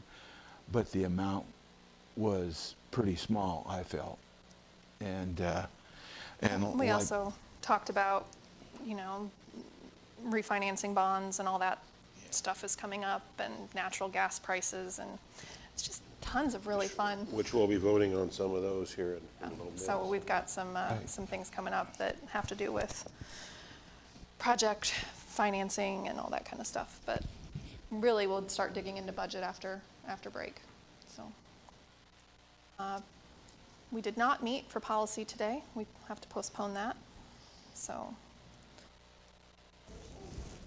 Several things I'll try to keep relatively short since we're running long. We talked about IASB already, but I do want to get in your radar. IASB's next kind of big event is Day on the Hill, February 14th, opportunity to connect with legislators. I am planning to attend this year as well again, so if you're interested, I think Kayla sent something out if she hasn't. We'll get something out to you shortly as well, so you can get registered for that as well if that's something you're interested in. So just make sure that's on your calendar. What's better than Valentine's Day on the Capitol? There's some jokes in there somewhere, I'm sure. So a couple other things. The workplace climate survey that we did this year through Upbeat, you guys approved that contract several months ago. The survey has been completed. Our response rate was fantastic. I gave you at your table settings, I don't know if you've seen it or not, kind of a high-level overview of the initial feedback as a district for the survey data. I won't walk through every slide for you because it's pretty self-explanatory. But what I wanted to really kind of highlight for you is, one, the participation rates. Our staff, they gave the feedback, which was perfect. That's what we wanted to see. So that was definitely a highlight.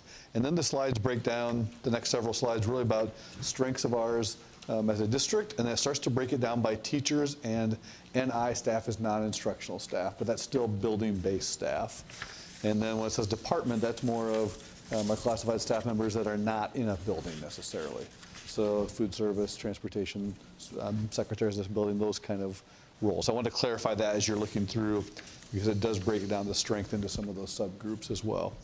And then on page 4, it gets to areas for improvement for us to look at.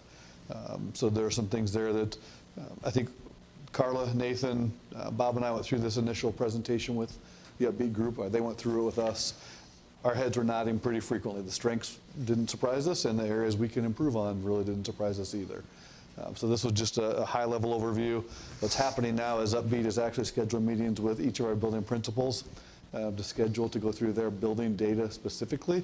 And then once that happens, our building principals will be able to access the data and really break it down. We're very pleased, not just with the summary of information we've gotten, but the ability that we can manipulate the data. Once you get access to the website, you can compare pretty much anything in your building or district you want to, from perceptions from one department to another, perceptions from one building to another, perceptions from a first-year teacher experience to a veteran teacher. We can really sort and classify the information very easily, and it really gives some good opportunities as well. So our next steps of once building principals get this access information, we'll start to put together action plans at each building of how areas we want to identify to move forward and look to make some improvements for us as well too. So, but I want to at least get this high-level information overview for you as well in your hands, and we'll keep you up to date as we continue to work through that process. So, but so far we're very pleased with this group. They've been really responsive, and the data has been very easy to access. I think it'll be very helpful for us as we continue to work to improve our workplace environment. Melissa, you? Yeah, I was just going to ask if you could clarify what department staff means. Yeah, so department staff would be staff that are not assigned to a building. Okay. So that could be operations and maintenance, bus drivers, nutrition services.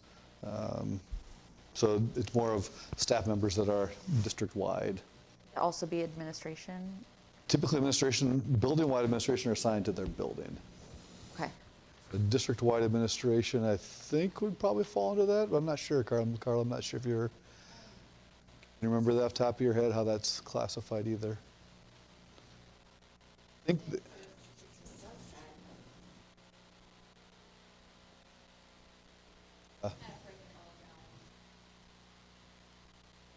Maintenance, IT, transportation are the main. nutrition services, this building Nutrition. staff, yep. Okay, thank you. There's that information. The other big thing that's been going on the last several weeks, school safety assessment plan, the vulnerability assessments that we've been going through. If you remember back to, June maybe, the governor came out with the $50,000 amount to help improve school safety in every building. Well, there's a process to go through to get that money, and the process so far has been really interesting for us. We ended up, you have a couple different ways you can do that, and we ended up working through the state-assigned vendor called Tetra Tech. We debated having our Marion and Cedar Rapids Police Departments come in and do a vulnerability assessment. Again, like they've done in the past, but even from talking to them, they're like, it wouldn't hurt to get another person's perspective on things. So we did that. So Tetra Tech came in, spent a half a day roughly in each building. My goodness, the list of questions I had was phenomenal as far as doors to cameras to procedures and we provided them a ton of information as well. So feedback, the couple sessions I sat in on, Lisa, Nathan, Bob sat in on more than I did as well, but then our building principals, everybody felt like there's some really good questions that were brought up and led to some good discussion. And what will happen now is they have all the information we've sent them, plus all the information they've gathered from their visits and the pictures and all the other documentation, and then they will put together a report for each building, and we will get that access at some point in the future. I think it'll be several months before we see that, because it's they're swamped right now, because originally they had to have every building in the state done by December 31st of 2023. They moved it up a year about a month ago and said it has to be done by December 31st of 2022, which is this month. So they are all over the state doing this right now. So I'm assuming those reports aren't getting written until they get all their visits done, then we will see the summary reports after that too. But I think everybody felt good about the process. I think we'll come out of there with some things recommendations and suggestions how we can make our buildings safer, and then eventually get some funds to help support that. So a long process, but that was our most time-consuming portion of it, was the last couple of weeks preparing for those visits and hosting those visits. So, and then two last things I'll mention just real briefly. There's a lot of illness going around, probably this year more than a lot of years it seems like. We did have 3 buildings today that hit the 10% or more illness for students. So we have to notify the health department when that happens, and I wouldn't be surprised if we have a couple more buildings throughout this week as well. A lot of sickness going around, so just encourage everybody, stay healthy, stay home if you're sick. Want everybody to be healthy so they can come to school, but if not, do what you have to do to take care of yourselves. So. And then finally, I want to recognize Athletic Director Tanya Moe. She wasn't able to be here tonight. She's at a conference, but it's good to recognize the student athletes. But she is the 2023 Iowa High School Athletic Director of the Year, which I think most everybody's aware of. But congratulations to Tanya. She'll be recognized at the state wrestling tournament in Des Moines on February 18th, and then also again at the High School Athletic Association Directors Banquet in late March too. So we thought we'll bring her here some other time when she's out of the conference and recognize her officially, but want to make sure to congratulate her in the time of the actual honor. So other than that, I'll take any questions you may have. It was a great start. Yeah, we're really pleased with it. There's a lot of good information there for us to work with. Anybody else? All right. We will move on to unfinished business. Motion to approve the resolution establishing an education assistance plan for the teacher and paraeducator registered apprenticeship program participants as presented. Second. A motion by Melissa and a second by Clark. Any discussion? All those in favor? Aye. Opposed? All right, moving on to new business. I make a move to approve the early graduation request as presented. Second. Motion by Clark and a second by Melissa. Any discussion? Yeah, I just want to make a comment. There are 16 young folks here, and it's always exciting to see them graduate. But I was just kind of curious, in my younger years, or many years ago, a lot of folks did early graduation just to get out of school. So I was sitting at the junior or the JV varsity basketball game, and Sophia Bush was sitting near us, and I said, "Excuse me, Sophia, I thought you played basketball. Are you injured?" And she said, "No."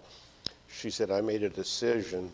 She has a scholarship at the University of Iowa, and she made a decision to graduate and not play basketball so she could register at Iowa so she could participate this spring in soccer.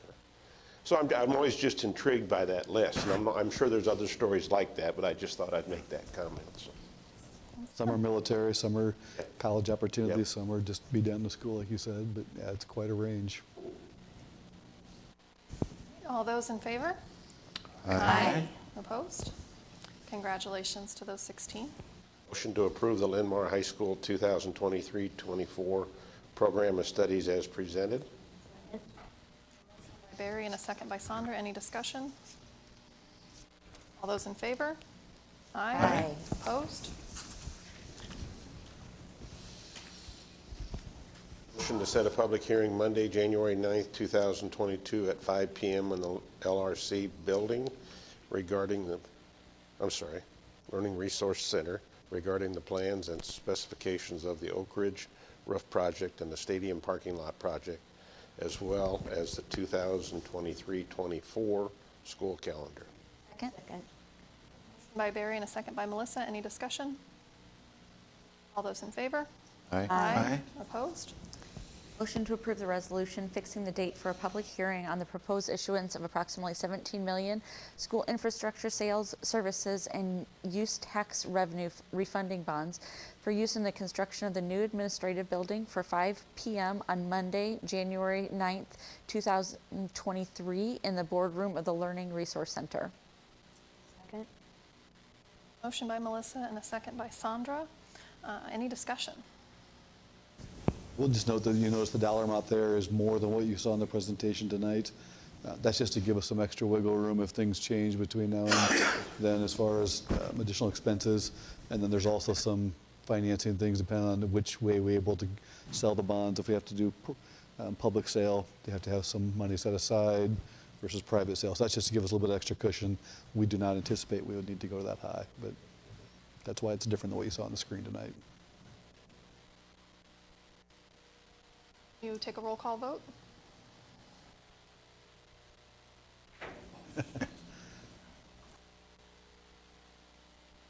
All right.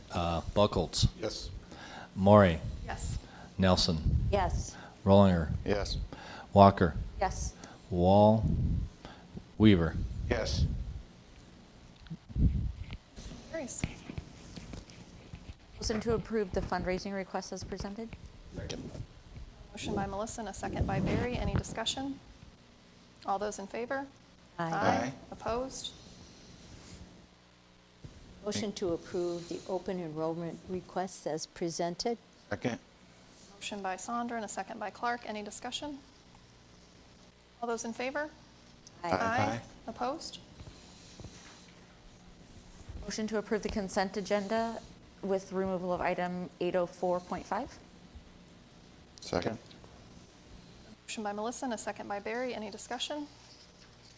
All those in favor? Aye. Aye. Opposed? Nice.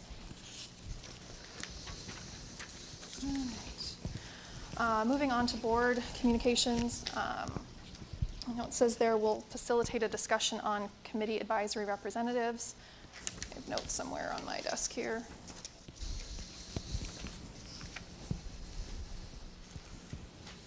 I'd be happy to make a motion to accept. Is that okay, or is that something that you have to do? Oh, I was gonna, if you want to just make They're, it. they're listed down here. Yes. Is that what you were going to read? No, I was going to talk about why I was going to recommend. Okay, go ahead. So I've heard from several board members about wishing to maintain our current committee structure. One reason being some committees have only met once or are just getting started and they'd like to continue that work. Another is that we're in the midst of strategic planning and we should hold off on any further changes. And then, as I mentioned earlier, I would mention best practices that I learned from conference. I heard from several other districts that they have a best practice of doing a 2-year cycle, given that many committees only meet once or twice a year, and it gives more chance for knowledge to build and that deeper understanding and contribution to the board discussion when, so given all of that, my recommendation is that we hold off until we're done with strategic planning and we kind of see through this year with where we're at. Moved. And I second. Motion by Barry and a second by Sandra. Any discussion, further discussion? I think it makes a lot of sense to line it with cycles and have it be a 2-year process so that when new board members come on, that following meeting then makes a really good time to review those again for the next 2 years. Really good sense to me. I agree with what Melissa said there. That 2-year cycle seems to make more sense, and I agree that that's probably best practices as again, the 1-2 meetings a year, you don't get a lot that first time. So I think that is reasonable practice to keep. You want to amend the motion to make that our practice? It's a 2-year cycle? I think at this point, if you just try it and see. We'll and try then it. After the elections, I mean, some people may want to change, some may want to stay, so I guess I wouldn't want to set the precedent that I you agree. kind of had to change or something. We'll try it. At least that once you're approved, that you do 2 years and then you could also potentially do another 2 years, but that it's kind of like a 2-year term. And that's sometime. All right, we'll give it a try. Something for you. Do it? Yeah. It'd be as far as to have it part of the organizational meeting, it might be mentioned in there on the annual piece, but if not, if it is, we can certainly review that as part of policy as well. Yep. Do this first and then. Well, and go from there. usually this is approved at the organizational meeting. I purposely waited until Melissa was in the country because this is a more in-depth conversation. So I just wanted everybody to be here. Unfortunately, Rachel's sick, so. All right, all those in favor? Aye. Opposed? Motion carries. Only other comments I have under board communications, let's see, running through, it's going to be a while before we meet again, but the city council meeting is like 2 days after our next meeting. So does someone want to volunteer for the January 12th city council meeting? I'll go. I'll do it. I can do it too. That's fine. Okay. How many people are attending the soda tri-luncheon this week? I plan on doing that. Tried to reply but wasn't able to, but I'd like to go to it. I enjoyed that the last time I went. So. I'm going to try and go.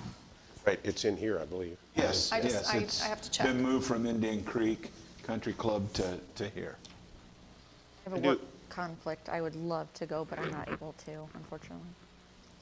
I do have a question. This is something that's been bothering me for probably a month and a half or so. We're rolling into the strategic planning meeting after we get done here.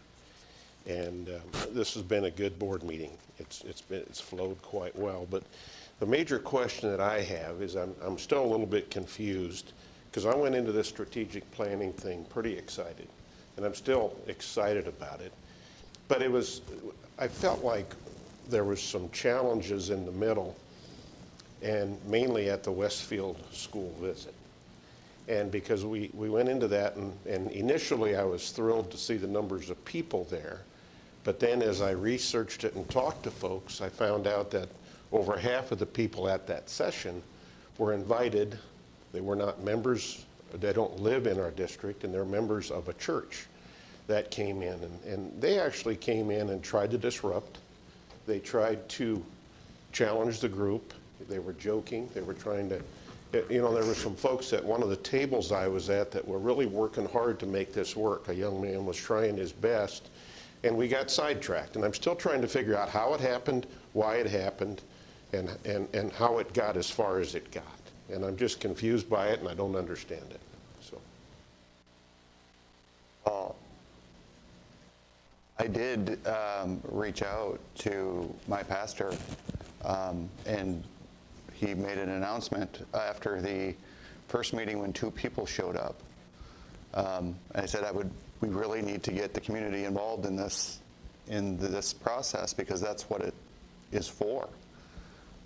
He made an announcement prior to a Sunday service. I did not invite anyone specifically or any group specifically, but I think the point of this was to get the community involved.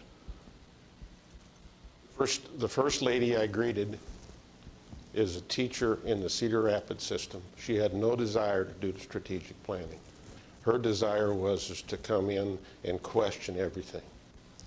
There was probably over half of the group at the table I was at, it was a joke. They were wondering where the cookies were. They were there to have fun.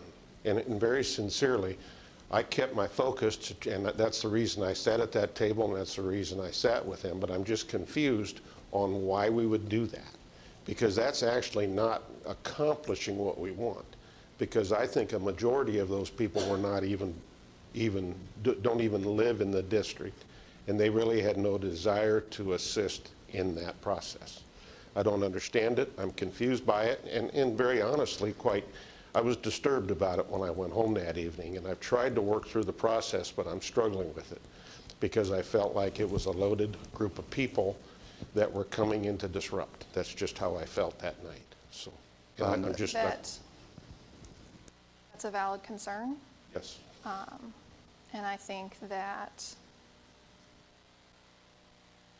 probably should table the conversation and dig into it. It's not on the agenda. I appreciate you bringing it up. But I think that for tonight, you've asked your question. We know it's out there, and we can all reflect on how that happened. I would request, that was directed right towards me. I would like to at least respond to that before we table this discussion. Okay, I didn't realize it was directed to you until you responded, so go for it. Again, I didn't ask a group of people to come and disrupt anything. At the beginning of that meeting, we did introductions, and I would say most people had a tie to this district, whether it's a grandchild or a child or a teacher or live in the community, work in the community, have a business in this community. It isn't just parents that are involved in this school district.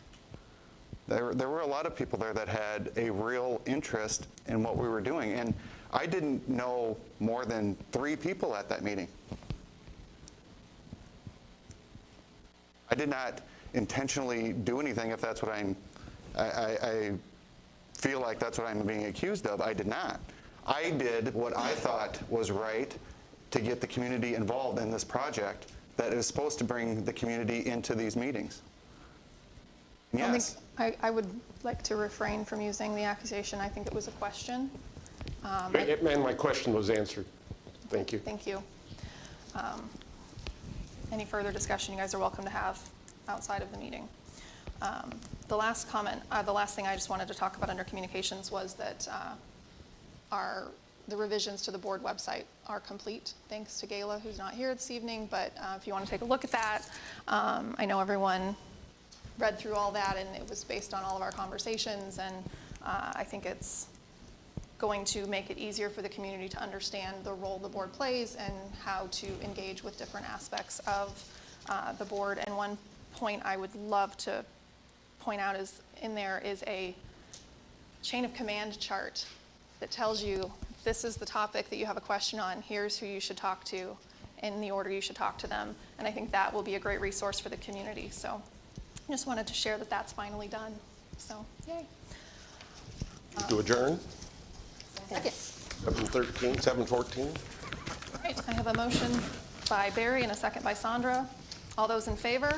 Aye. Aye. Opposed? Motion, or meeting adjourned. We will take a 10-minute recess before we move into work session.